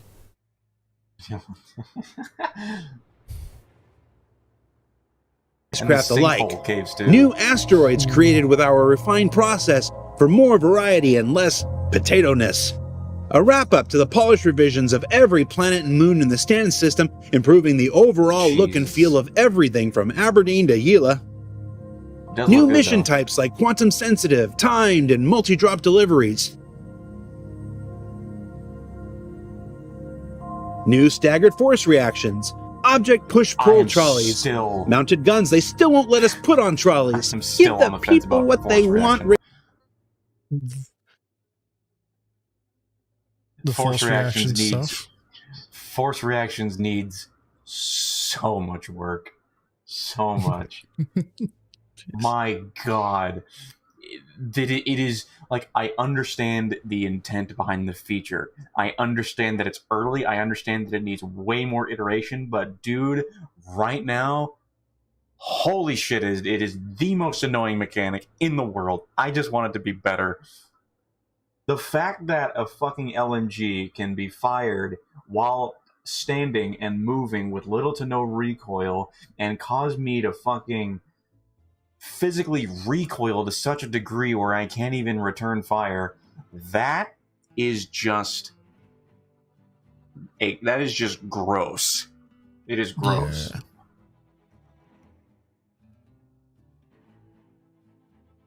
But it's alpha.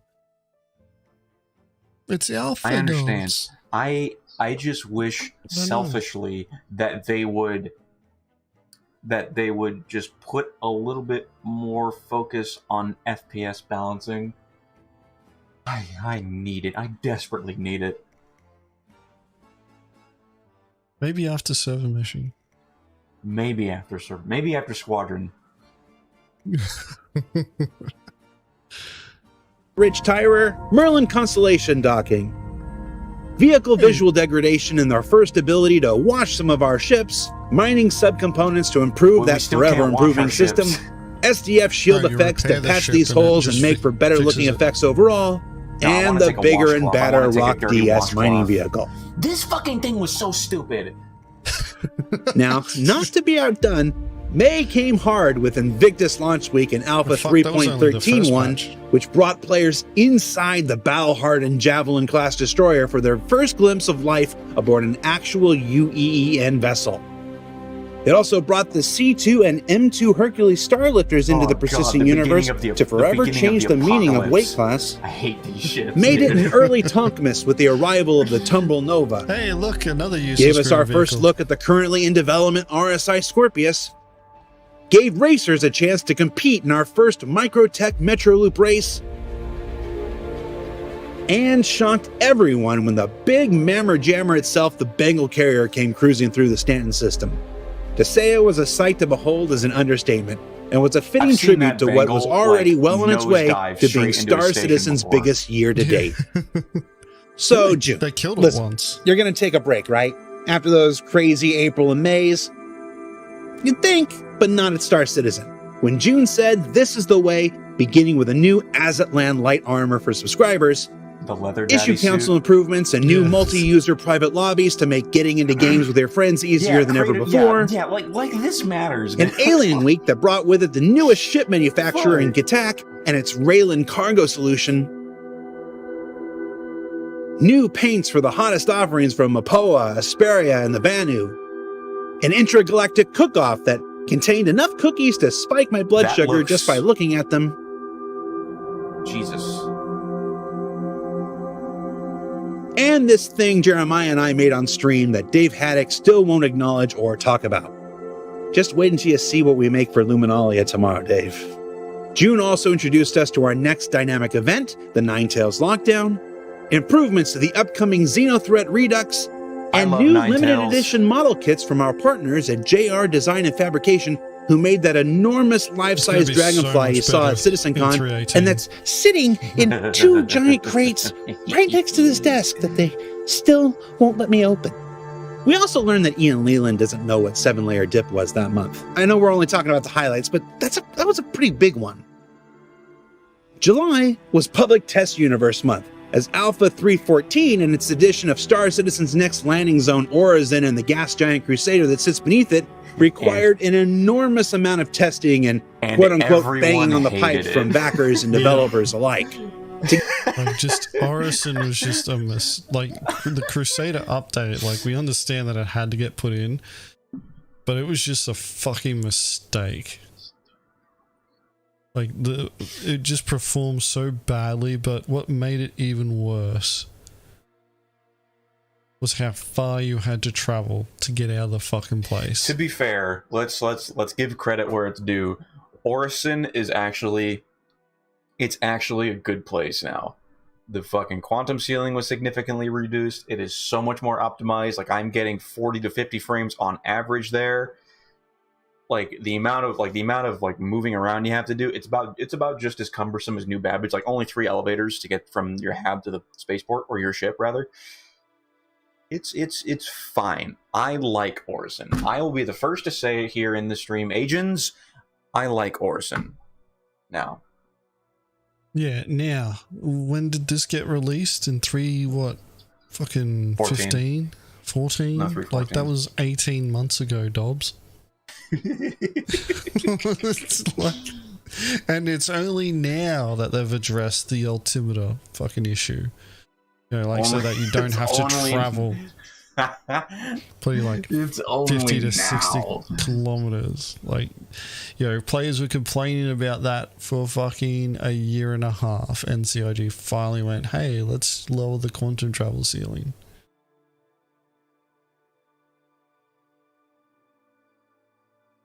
You know, like, they fixed it. So the ceiling is at 90 kilometers now. So it's technically just it's 10 kilometers from the spaceport, so it's not that bad at all. It's like the same as like Hurston or fucking Arcor. Same, like all the other planets. Yeah. Together, the two represented the next major milestone for our planet tech, content, environment, engine, graphics, VFX teams, and more. And along with it came many of those flight combat changes that began their journey back in January, a revitalization of the way radar, scanning, and ping worked throughout the universe, and new canvas-sliced HUD made possible by our continuing development of building blocks that provided an improvement. I'm sorry. I am so annoyed by the way radar, stealth, and scanning is now. They butchered it, Agents. They didn't so butcher good. It. They just put shit in and then broke it and haven't addressed it. Same, like, fucking tomato. Oh my god, dude. It is so cumbersome and it's annoying. Like, I watched, a week or two ago, I went through and I was watching a lot of our older videos to see the old scanning HUD and how much better it was. It worked so well, and it gave us all the information that we needed. It was all there, man. And now it's so fucked.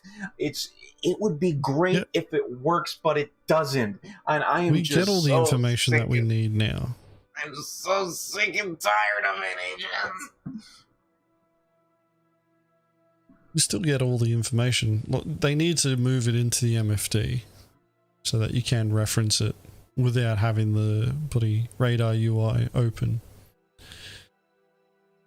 Like, you know, they converted it to building blocks, so when they work on it next, it shouldn't be too difficult to make adjustments, changes, and fixes. But it is what it is. Like, stealth gameplay, which really isn't tied to the radar and scanning, in the sense that but it broke. It broke around the same time, though. Well, that's more to do with emissions and the design decision that CIG is making to change components. Because what we really saw was when they standardized components, that's when that shit broke, really. Because all the components had the same values, but the ships were still slightly different, and you know,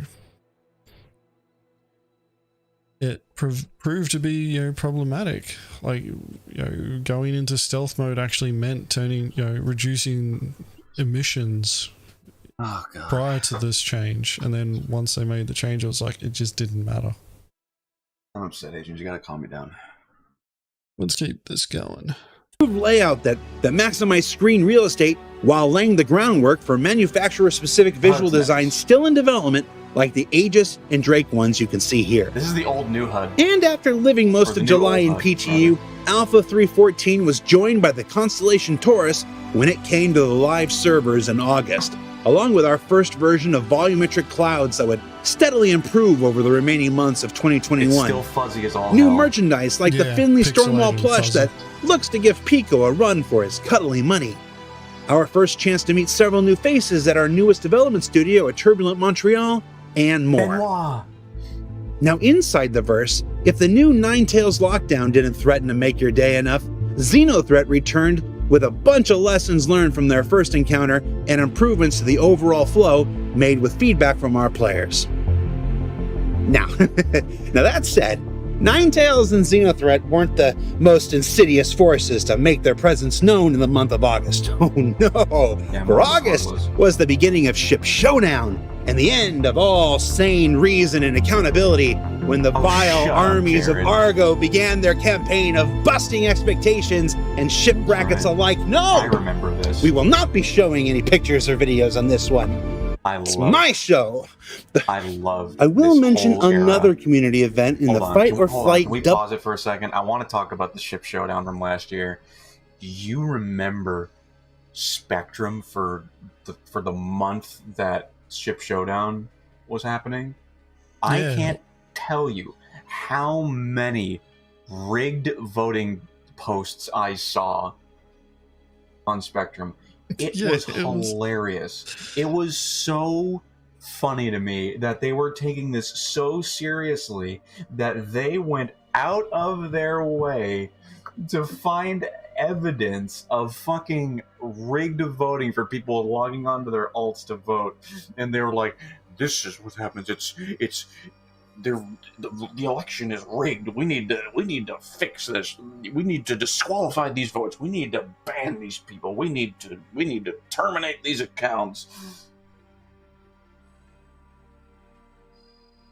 The funny thing was they were doing the exact same thing. That's true. It's just that the fucking meme machine was stronger than their fucking will, and that's why they bloody lost. That's it. You know, nobody really tried pushing for a meme this year, which is, once again, one of the reasons why the Carrick won. Because, you know, it's the same thing every fucking year, that if there's no meme being pushed to, you know, win Ship Showdown, it's just the Carrick, because there's so many fucking Carrick fanboys out there. Didn't it win again this year? Yes, it won again this year. It's like, I can understand people liking their ship. CIG really isn't doing anything to change the habit. We'll just have to wait until next year and see if it changes, or, you know, like try and get in early to push a fucking meme and set Spectrum on fire again.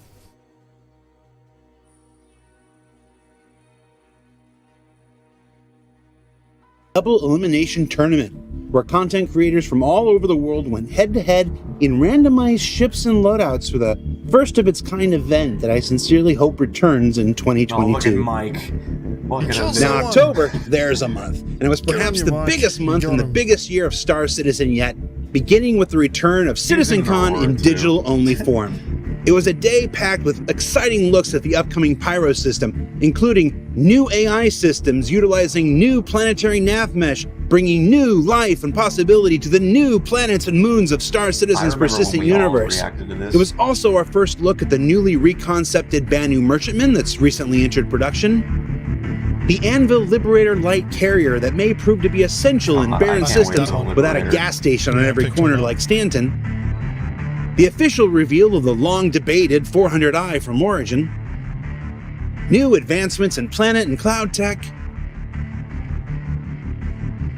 an update on server meshing with graphics that nearly killed Vicky, and much, much more.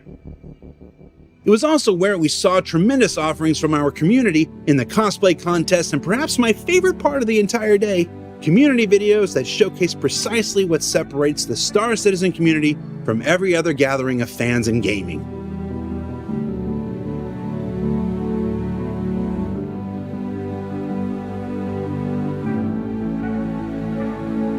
Now, I want you to know that if the entirety of Sleepless in Stanton isn't playing right now, complete and uninterrupted, it's because somebody's punishing me for skipping September.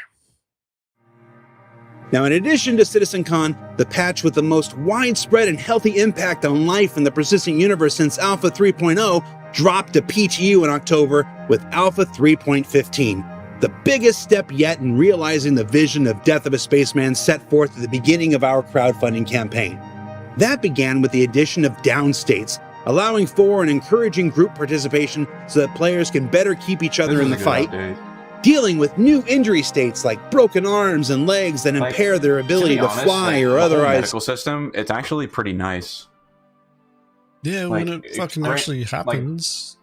Yeah, well, granted it needs more refinement, right? Because like right now, you don't really feel the impact of like arm injuries or leg injuries or like really I only notice the injury when I have a tier 3 chest or a tier 3 head injury.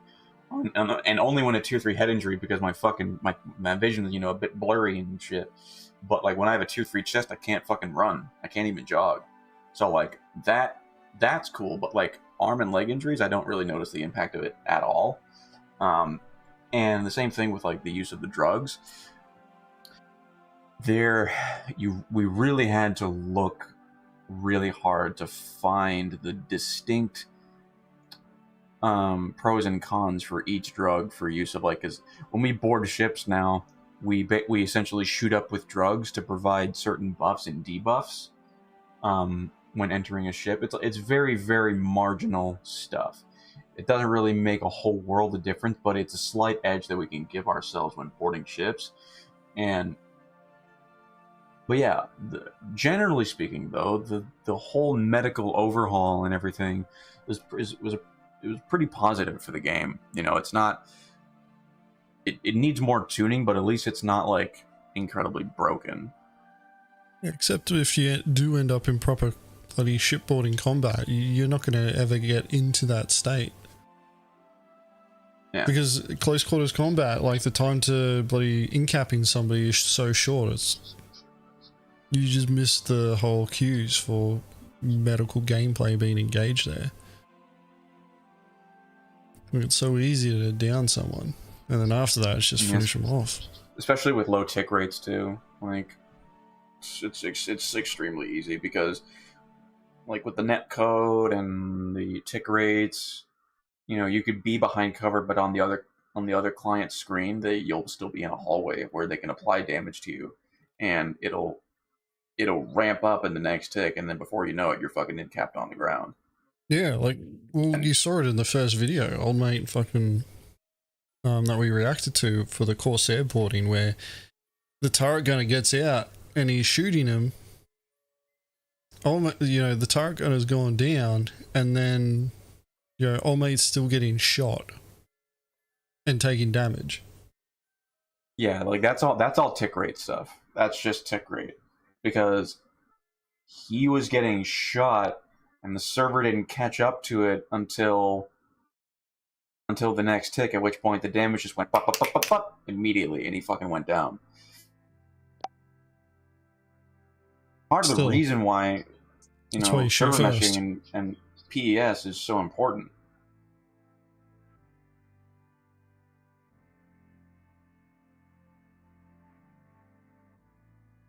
Why you always shoot first. Yeah. And administering treatment to players and NPCs alike through healing. Now, this was coupled with the death of global inventory and the new tiered implementation of a local to vehicle to external to personal inventory revamp. Now, from this point forward, the planning, considerations, and ultimately choices players would make would be more important and impactful to their gameplay experience than ever before. Does anybody actually use along with additional systems like loot generation, giving players more. I don't use knickknacks. Like, I know it exists, but I don't travel enough and I don't have my shit spread out from arsehole to breakfast to need a tool that can track that I've got, you know, stuff in one station on the other side of the system. Like, genuinely, sincerely, does like anyone in this chat you have actually used a knickknacks to find where something is? Like, if you don't know where something is, did you actually open up and use it? I'm really curious. Because I always know where my shit is, so I never have to use it.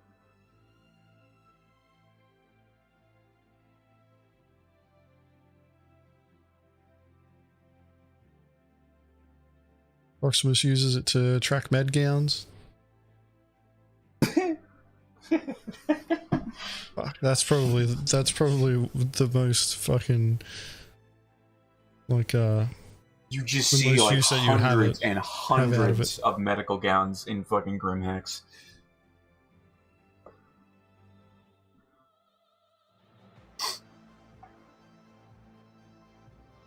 Jesus, man.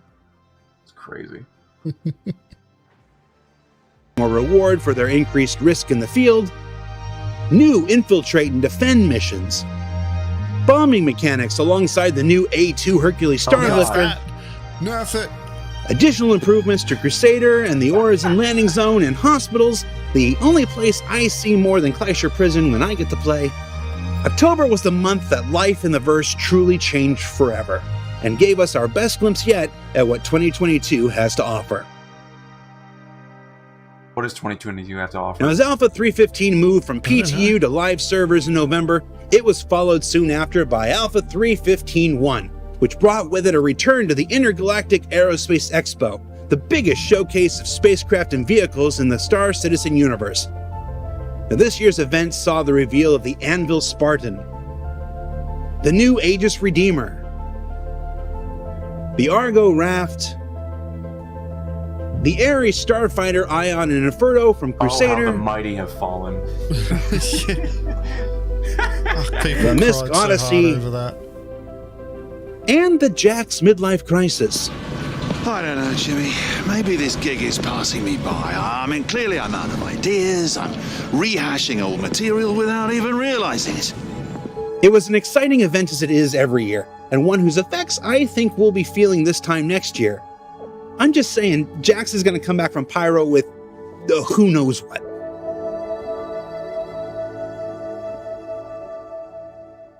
And that brings us up to December and the upcoming patch. Now, as we've seen throughout this year, not all the content included in a patch cycle will arrive on day one, as the use of our point patch system has been tremendously successful in keeping fresh each and every month of 2021. Now that said, pending any further surprises, our next patch cycle will include a new hospital in Area 18, the Gravlev physics rework we showcased last week that will make vehicles old and new fly better than ever before. I have no real power here. The new Jumptown 2.0 dynamic event, which we should really come up with a better name for because it's also Raven's Roost and Paradise Cove now as well. And something new to help players hold down those drug labs, allow me to introduce to you the Cutlass Steel, the newest offering from Drake Interplanetary that lets you bring people and guns to bear on targets like never before. Biggest, like, here's the thing. I'm gonna say this. If anybody that tells me that this game is a scam, I'm going to say they're right whilst pointing at this. Yeah, it's like, yeah, the Cutlass Steel and the fucking name isn't a pun. Oh, fucking man. The Cutlass Steel, the fucking made from paper, the most redundant weapons to put on a ship. It is so bad. Like, it is so bad. Well, it's not that it's even that bad. It's like, it wouldn't have taken that long to create it. And then they slapped the price tag on it that they did, which is like $200 and something, which is just fucking ridiculous.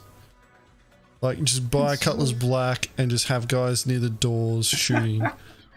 Like, that's literally what you got. Oh my and everybody God, else, you don't man. get special chairs, you just fucking sit on the ground. You know, like, I'm pretty Cutlass sure that the Steel and steel... Diaz prove this is a scam. Yeah, true. Actual. So like, true. I'm pretty sure that the steel will come into its own when we get like theaters of war or some shit. You know, like, or, you know, the room system starts mattering, life support matters, you know, like getting thrown around a ship matters, and you have to use the jump seats to secure yourself. But fucking... Man.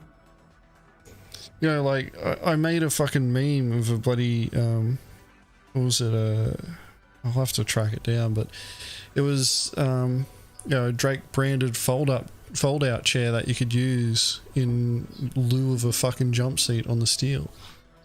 Like, I'm pretty sure like machinima makers or role players will like make good use out of this shit, but like anyone that's like actually trying to play the game to win, like in an actual combat scenario, no one is using this. No one.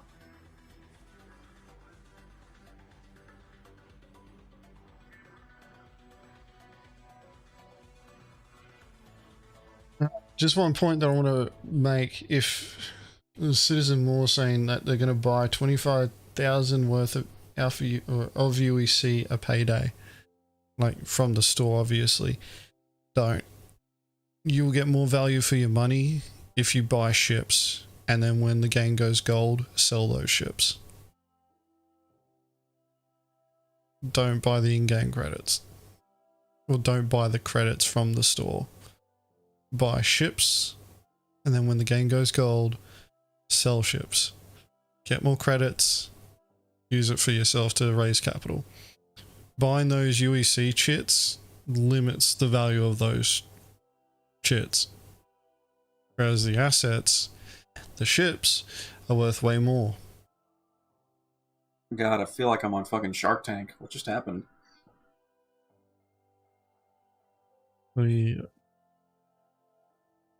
It makes sense when you think about it.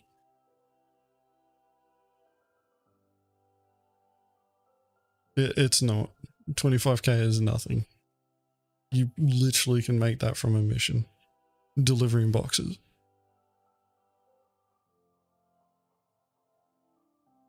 Let's start with the guns. We heard you like guns, so in addition to the 4 size 3 gimbals controlled by the pilot, 1 man turret with size 3s, we've added an additional remote turret with size 2, a whole bunch of missiles, and of course the brand new hotness, 5 door-mounted ballistic Gatlings, 2 on each side and 1 at the rear to bring a veritable death blossom of firepower down upon Raven's Roost, Paradise Cove, Jumptown, or heck, just about anywhere.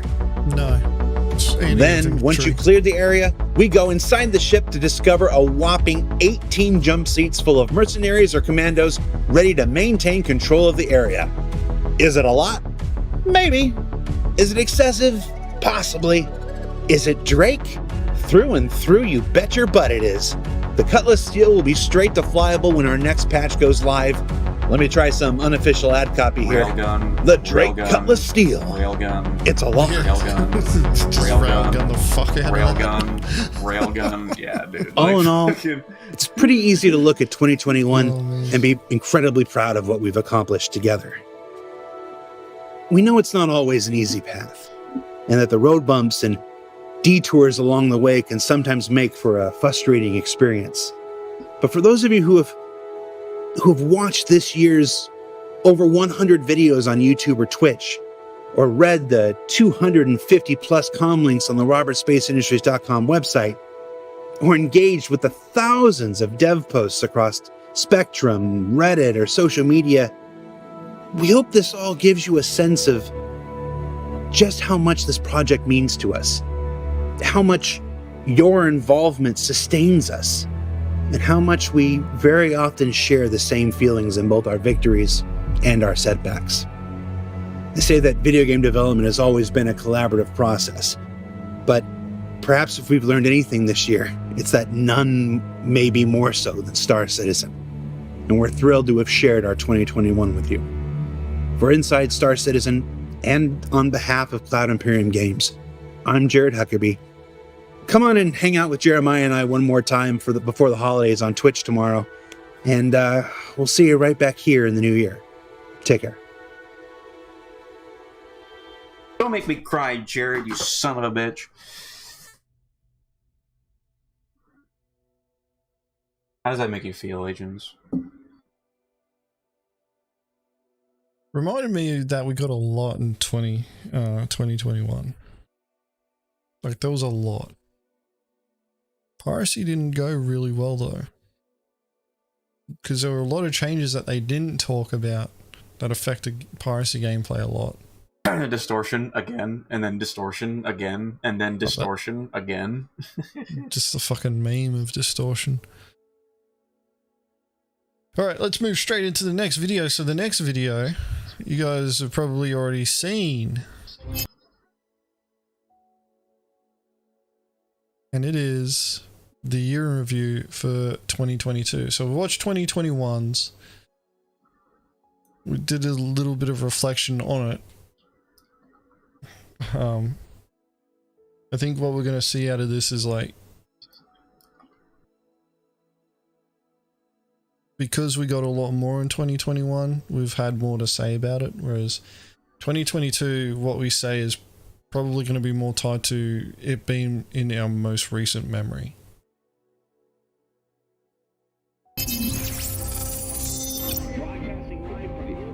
Hello everyone, welcome to Inside Star Citizen. I'm Jared Huckabee, and this is it. It's the end of the year. The much anticipated Alpha 3.18 is being hammered away on by developers and citizen testers alike, and it's that time where we look back and reflect on many of the more memorable events and additions to the Star Citizen experience in a special episode we like to call the Star Citizen Year in Review 2022. Because sometimes you just call a thing what it is. Let's get to it.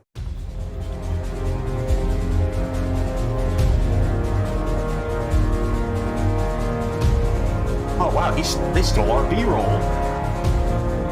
What? Oh my god. We'll start things off with some of the big ticket feature items, and perhaps none were bigger than the server cap increase, which saw the persistent universe population increase from 50 to 100, paving the way for things like Siege of Orison, changing the dynamic for events like Jumptown. And as you can see here, the collective re-entry of 100 simultaneous spacecraft, and the loudest I've ever heard the VFX team giggle. And let me tell you, they're gigglers. Aren't they, Jared? Player refueling also made its debut in 2022, enabling the peer-to-peer profession that allows for a new way to help your fellow citizens and make a buck along the way, an important step ahead for the upcoming inclusion of the Pyro system, where gas stations will be few and far between in the wide open and desolate wastes, where anarchy reigns and everyone must fend for themselves. It's basically Los Angeles on Black Friday. Or any time of the year. In addition to refueling, the arrival of mining gadgets brought another refinement to that profession, providing new and improved means for making your fortunes out in the verse, and then coming back to liquidate that and almost everything else with the new selling mechanic, allowing players to finally clear out much of what filled their inventories for profit. Why can you make so much money in video games and not in real life? That's my mom asking, not me. There were also plenty of new places to visit and have adventures, including a variety of new derelict spacecraft both floating in space and crashed down on the surface of Stanton's planets and moons. These derelicts not only add to the visual texture and history of the persistent universe, they provide numerous opportunities for mission and loot gameplay as more and more continue to be added throughout this last year and the next. And the same can also be said for derelict outposts and rivers, which began with a single estuary on Microtech and continued to develop throughout the year into a watershed release included in the upcoming Alpha 3.18. But for me, the highlight of River Tech has been the ascendance of Will Hain to River Guy in the YouTube comments.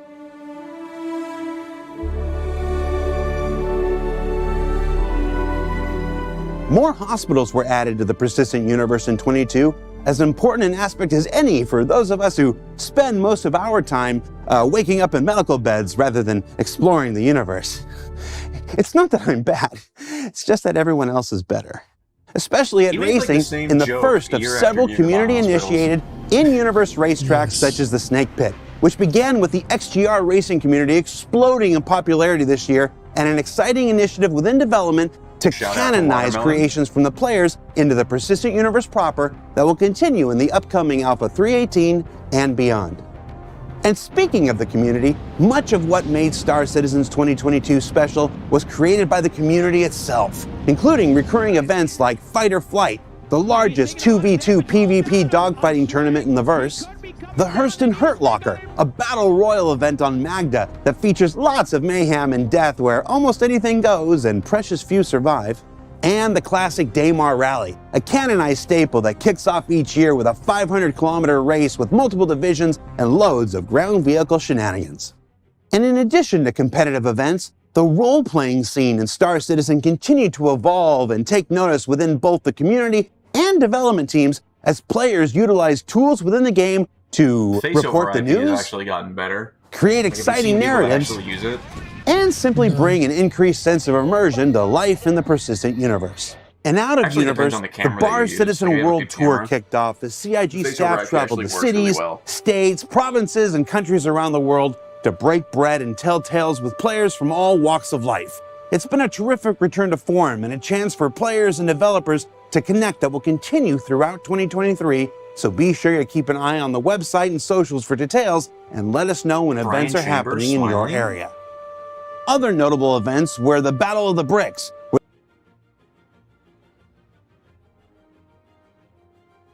I didn't get anywhere near that goal, by the way, but yeah, the Battle of the Bricks was it had good intentions. I don't think they really planned on. I think they were hoping that the community was going to be a lot more generous than what it ended up being. I mean, come on, agents, we're extremely generous. $500 million? Yeah, I think we're extremely generous. Wouldn't you say so, chat? No, because that wasn't generosity, that was an exchange. Even though pledges are considered donations, there was an exchange that happened. Whereas for this is pure generosity.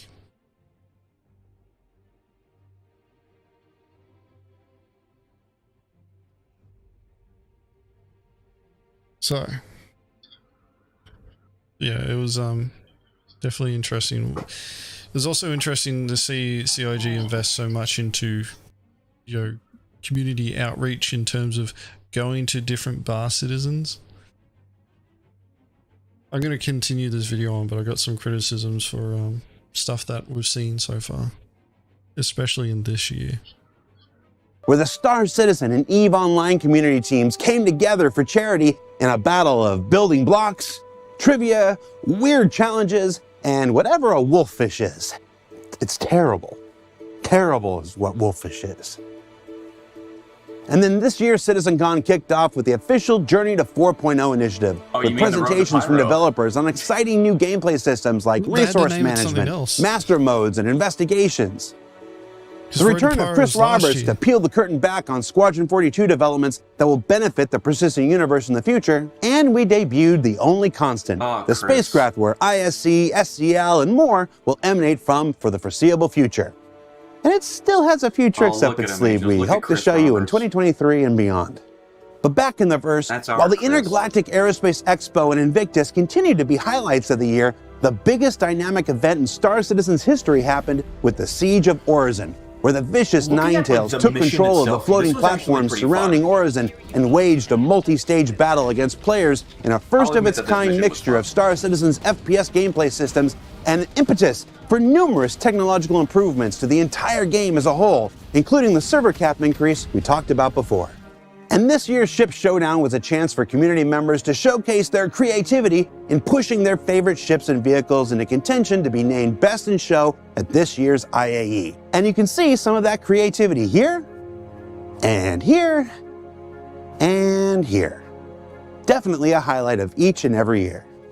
And speaking about ships and vehicles, let's do a rundown of all the new ones that made their way flyable and drivable in 2022, including the Hull A, Hover Quad, Mule, Centurion, STV, Scorpius, Corsair, Cutter, and C8R Pisces.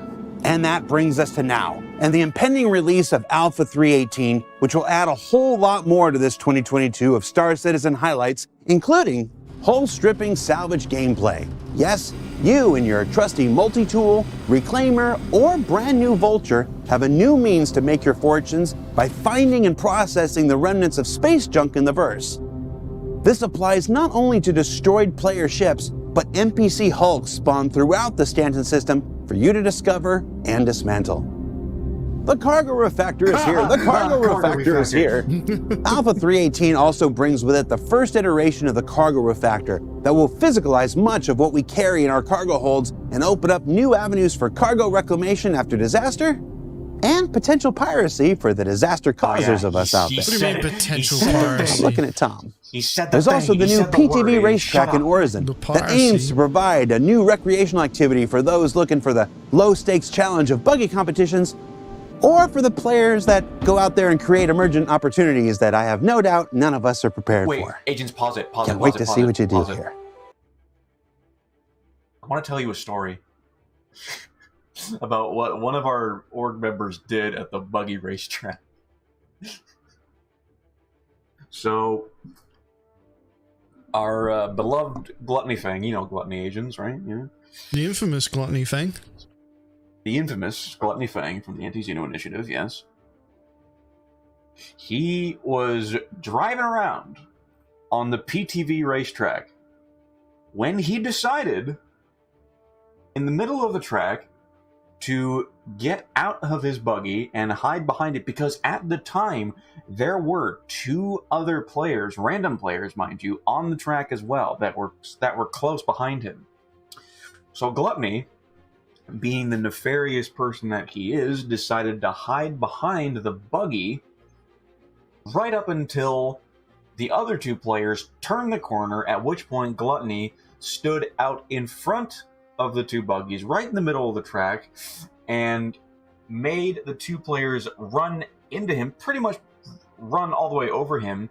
The funny thing that happened was the moment that they made impact with Gluttony, Gluttony got force reaction at least a couple of meters forward into the back wall, and the buggy pretty much got flipped over on both their sides. One of them actually was able to get past and make it through, but the one that got flipped over, he started gobbing off in proximity comms because Gluttony ended up giving this man crime stat for battery.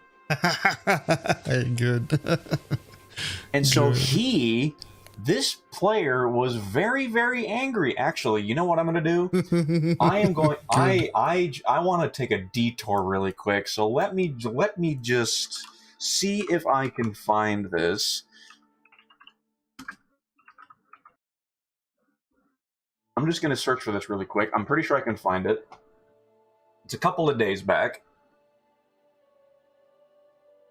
But yeah, he was just gobbing off and screaming, crying, all this bullshit. It was hilarious. So, Agens, I am going to @ you in the... Oh, nope. That's the wrong one. Agens... So you should see it now. I'm also going to copy this in... Oh no, I can't do that way.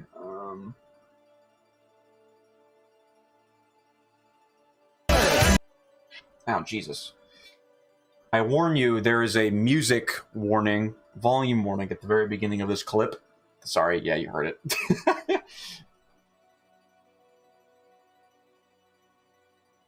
How do I make this? Put it in full screen mode isn't separating it.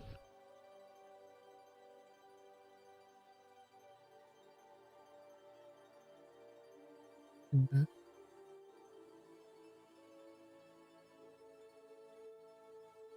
I'm taking a detour in this video because I really want you to see this, because the B-roll of the buggy track just reminded me of it, and I feel it would be a crime against humanity if you guys watching did not see this and share in the just sheer ridiculousness of this clip. This is something that you would see out of like a fucking old school like Rage compilation in like Battlefield or some shit. This is like anyone that like likes to farm salt and everything for you know, playing any game. The following reaction is the reaction that you crave for. You know what I mean? Like that is the one where you're just, oh yes, cry more please. Agens, where's the clip? I'm gonna set this up so I don't fucking expose our gilded, because I can't pop this out into a fucking separate bloody window now. I mean, I'm pretty sure you can download it. You just download the clip. Yeah. So if you go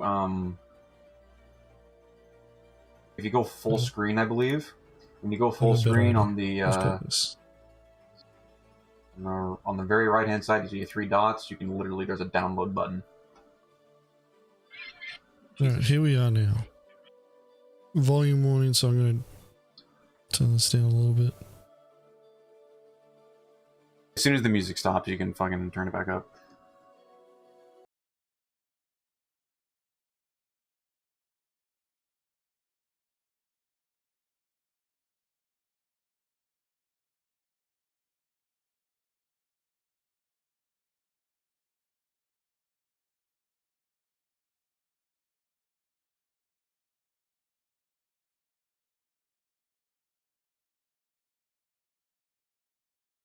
What are you doing, bro? I'm dead serious. What are you doing? Why are you out of your PTV right now? Why are you giving me crimes? This is ridiculous. No, like, this is stupid. Don't get out of your PTV. Now I have a crime stat. You're dumb. You're dumb. You're so dumb.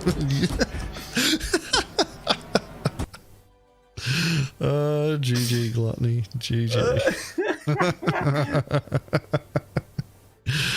Oh, that's good. All right, now close that. That is the greatest thing. That is the greatest thing I have ever seen in my entire life. So dumb, Gluttony. So dumb, dude. Dumb. Why did you get out of your? Why did you get out of your PTV? You fucking dickhead. You're just dumb. So dumb. You like. Look, I want you to hear something. Like, you hear this? That's Gluttony Fang spamming his left bracket key.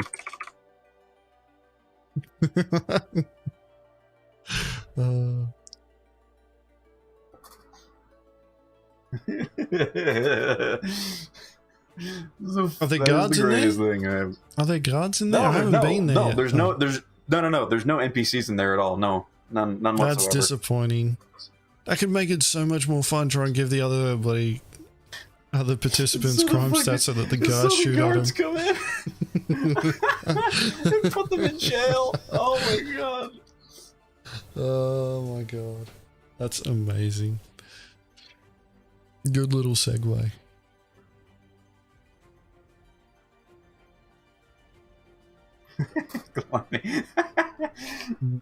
Revitalization of Corsair and the addition of additional sandbox prison activities, 2 components of an overall overhaul to the crime stat system that will be more lenient on what sends you to prison while providing new opportunities to remove crime stat before going and after escaping.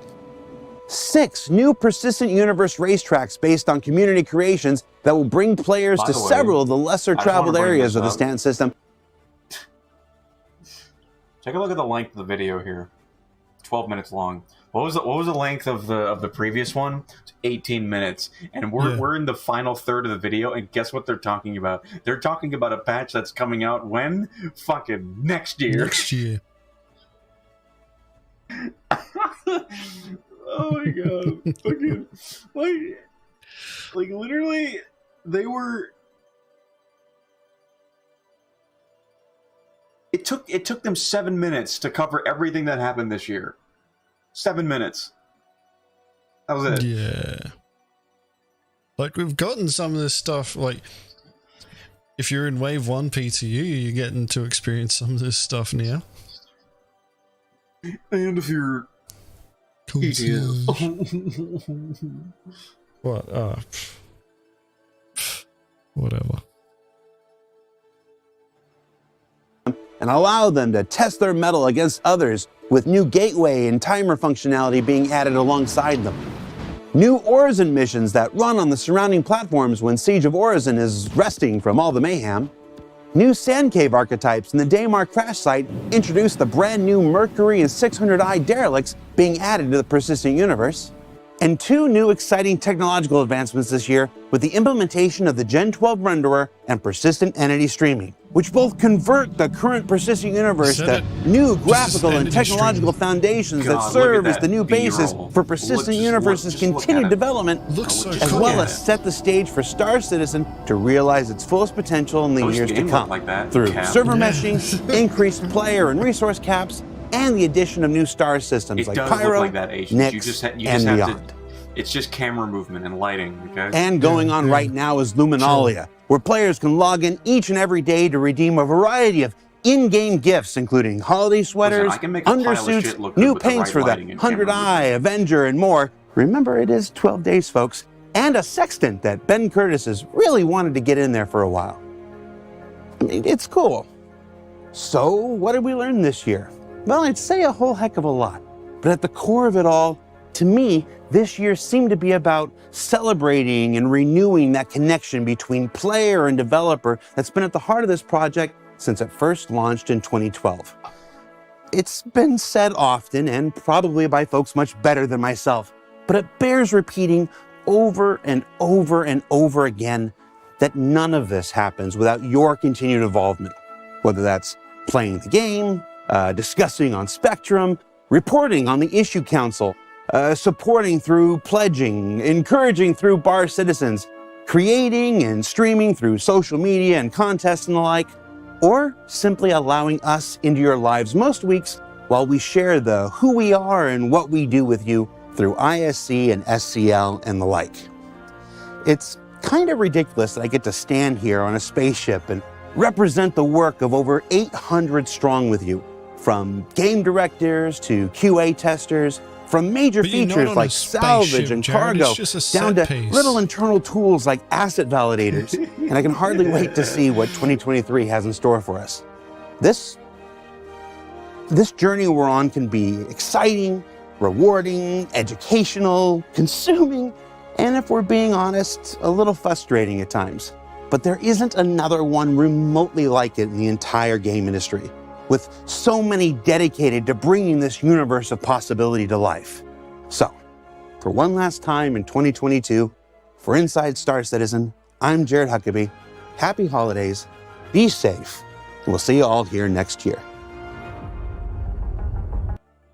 To be honest, I got more emotional for Jared's message at the end of 2021's year in review. I think he became a little bit jaded this year. Oh, because there was more content as well. Oh, true. Yeah, true. Oh, fuck it. Oh, by the way, the person in that clip, Agens, that I just showed with Gluttony, apparently we have his name. I don't think we should show it on stream, but I think we have his name. We know who he is. Well, it's in the video anyway, so... Is it in the video? Yeah, pretty sure it was.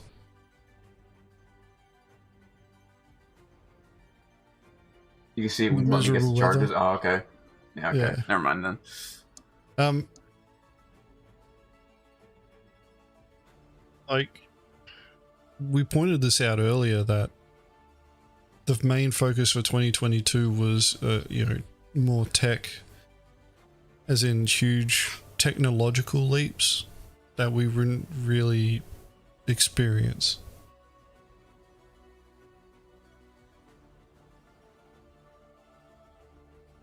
So it's one of those situations where it's like, you kind of had to expect that you weren't going to get much this year.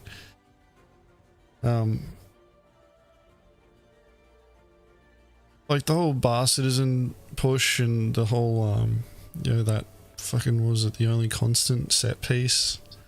Like, I definitely don't like that set piece. Not because it doesn't look good, it looks amazing.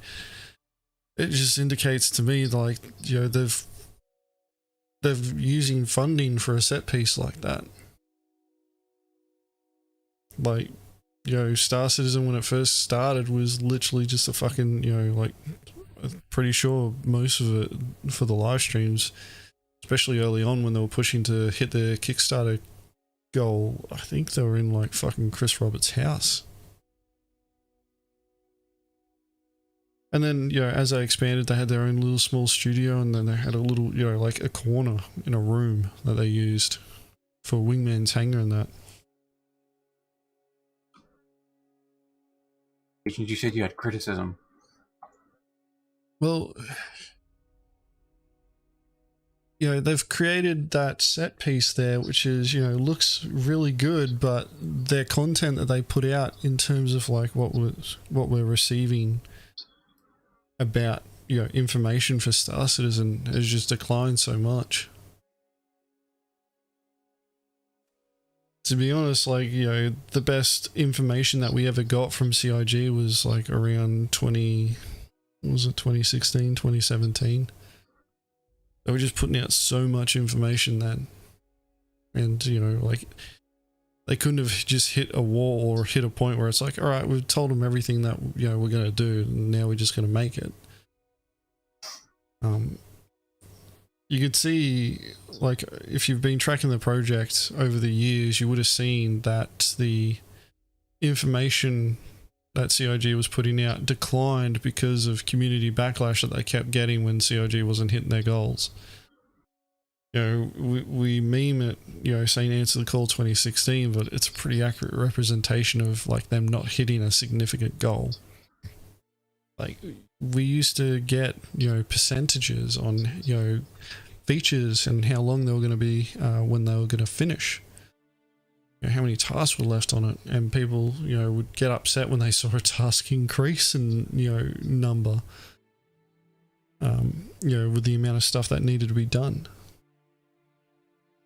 And it's the situation there was like they just started sharing less and less information, which I don't think was the right thing to do. I think they should have just stuck to their guns and just gone, you know, it is what it is, and just, you know, focused on ignoring that and focusing on what was actually important.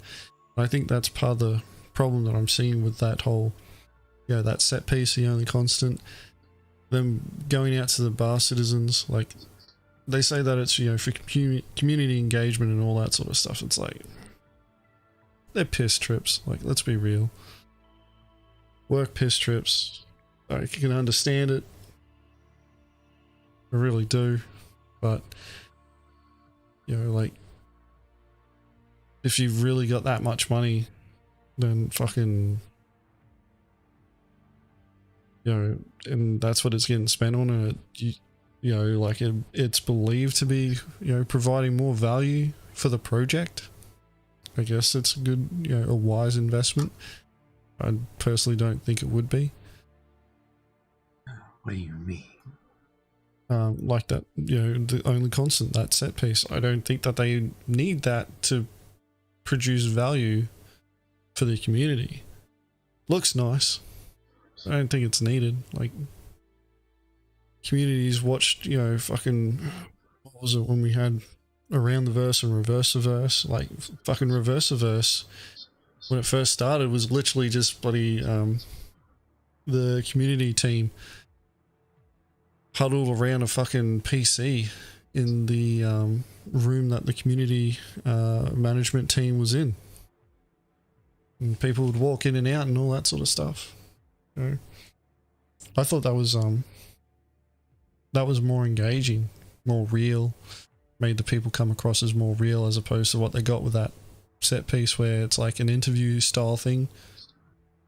That's kind of one of the things that I think Star Citizen has strayed from, is like the feeling of it being a real project that's being built.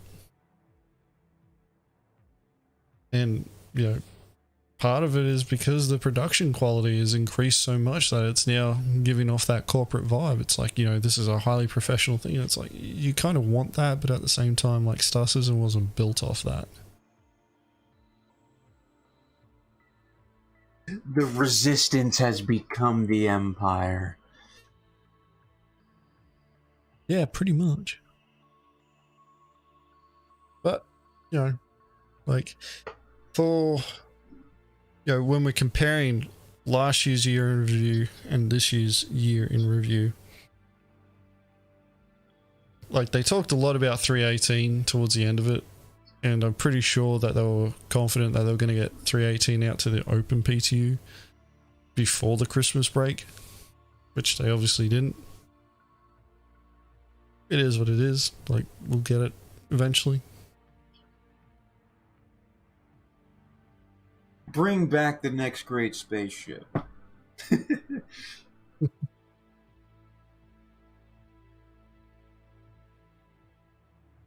Like, that point there by insane lobotomy,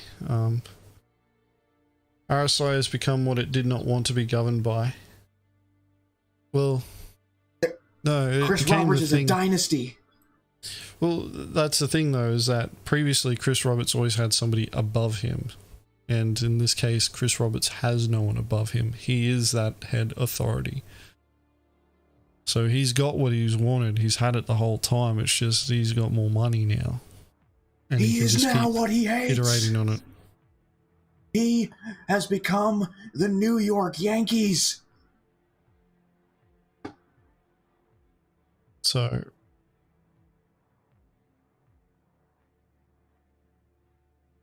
you know, like how CIG keeps putting out content, you know, fucking, I don't know if you guys noticed, but I did. Inside Star Citizen, it's normally just 2 pieces of information. Most of the episodes are just 2 pieces of information, and you can summarize them in about 3 minutes, really, tops. Towards the end of this year, quite a few of them were actually increasing in content, but that was because they were trying to hype up 318.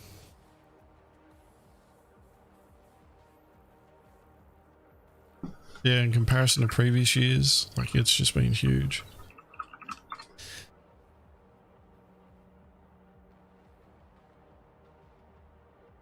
But when I saw that set piece, I just didn't give a good vibe to me. I just saw that and I just looked at that and went, if they've got the money to spend on that, why aren't they trying to increase their production output as opposed to production quality?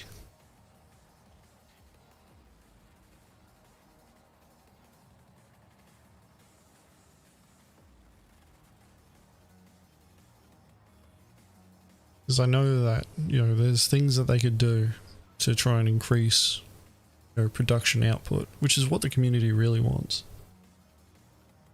Ironically though, as the game gets further and further developed, CIG realistically shouldn't need to put out as much content.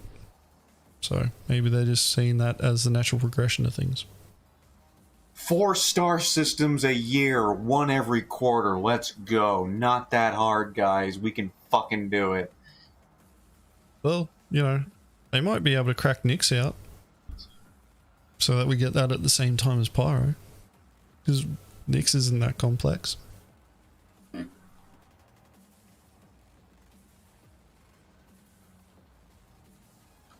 What are the odds of that?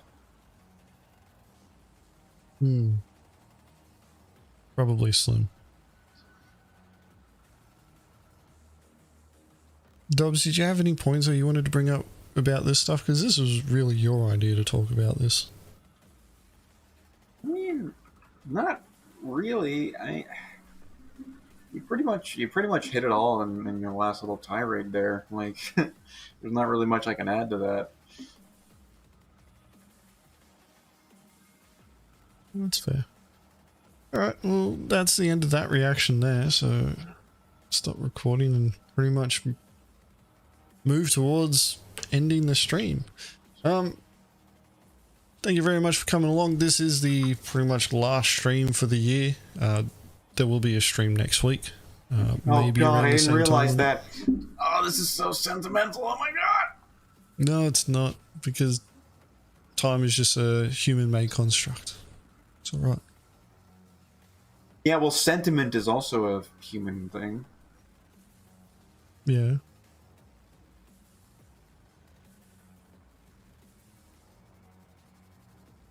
Anyway, we'll be around next week doing the same thing. Hopefully we'll have a bit more content to react to.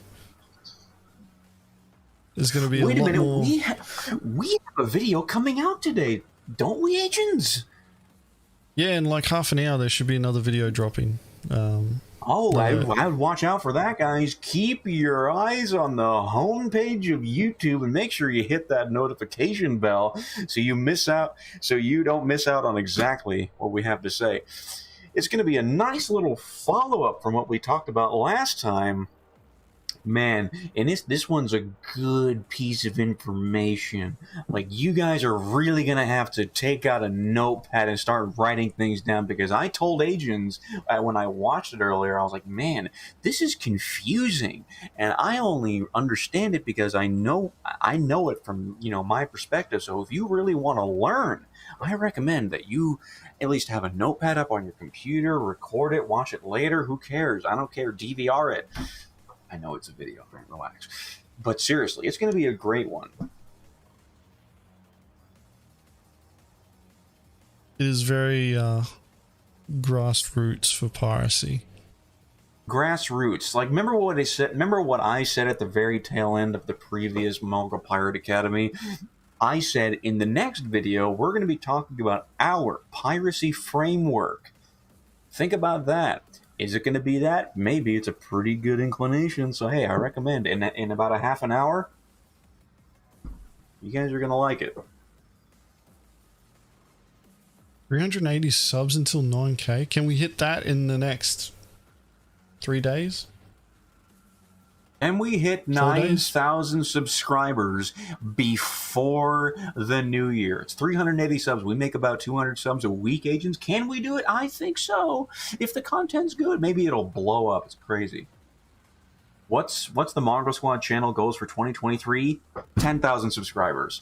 10,000 subscribers, and then we're deleting the channel completely. Let me tell you something.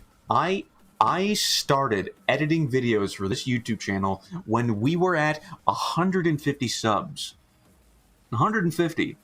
Thereabouts around that, Agens. Okay? And 2 years later, we are on the precipice of reaching 10,000 subscribers in 2023. That is my goal. That is the number. The one number I have been after since I've started editing for this channel. And once I have it, and I will have it, I'm retiring. Like, literally retiring from everything. He's going to give up Star Citizen. He's actually going to become a monk. Move to the mountains. Yeah. You're not going to see me anymore. Yeah, for the channel, like, we are going to be expanding on the content that we're putting out. It more or less comes down to, I'm in a bit of a churn for getting a whole bunch of other shit set up for the org. So priority goes to the org first and making sure that that's ready to go, and then focus on the channel stuff. So we'll still be putting content out, but at the same time, a lot more attention is going to be put onto the org until the systems that I want in place are in place, and then I can bring it back to the channel and push more stuff out.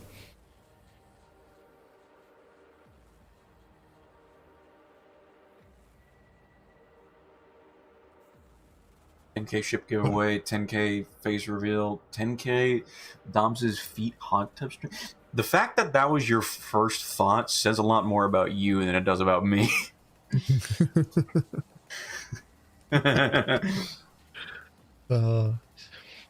Anyway, that's it for the stream, everyone, for the year. Thank you very much for watching. Keep an eye out. There is a video dropping in half an hour. Half an hour. Enjoy a good it. one. Share it. If you do have questions, throw them in the comments. Share it. Like, if you haven't hit the notification bell, do it now. It is very grassroots, but we will reference it a lot in future episodes, and you will understand why we made this video and why we released it before the rest of the stuff that we end up pushing out. Anyway, that's it for the stream, so I'm going to go to the outro, and we'll finish with an inspiring outro. Thanks for coming along. God. See you all next year. I'm so relaxed I can't even hear you. Bye-bye, everybody.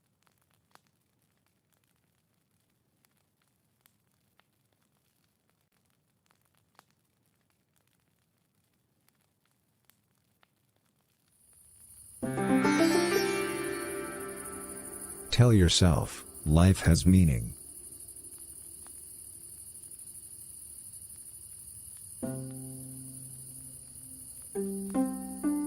Repeat this mantra to yourself. I'm really, really bangable. I'm really, really bangable. I'm really, really bangable.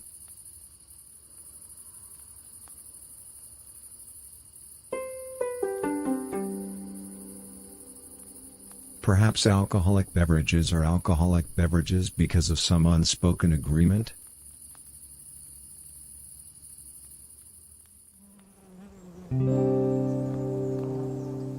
Pay attention to the way that your soul and Mother Nature are one thing.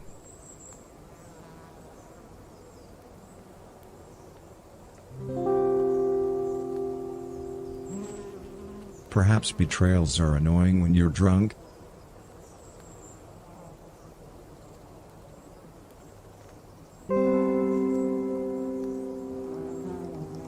The fools who need the poor are not the same as the fools who need disease.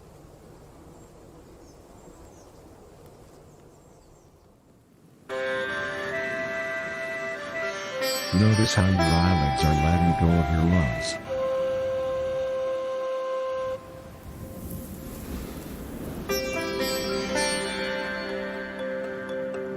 If you are frustrated with how the world works, remember to surrender.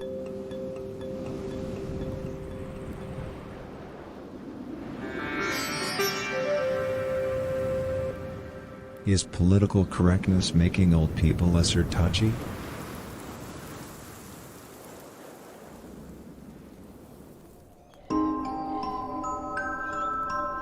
Keep your eyes closed while thinking about how absolute equality ripens absolutely.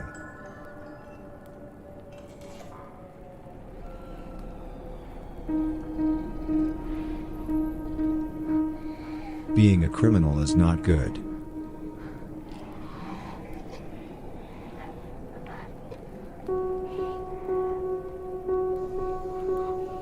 If you actually seek an alliance, a way to start can be to be the worst individual who ever lived.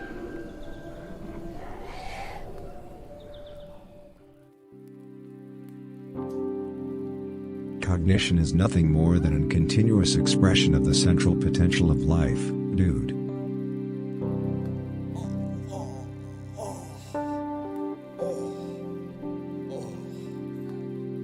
Notice the sensation of how your testicles are pulsing.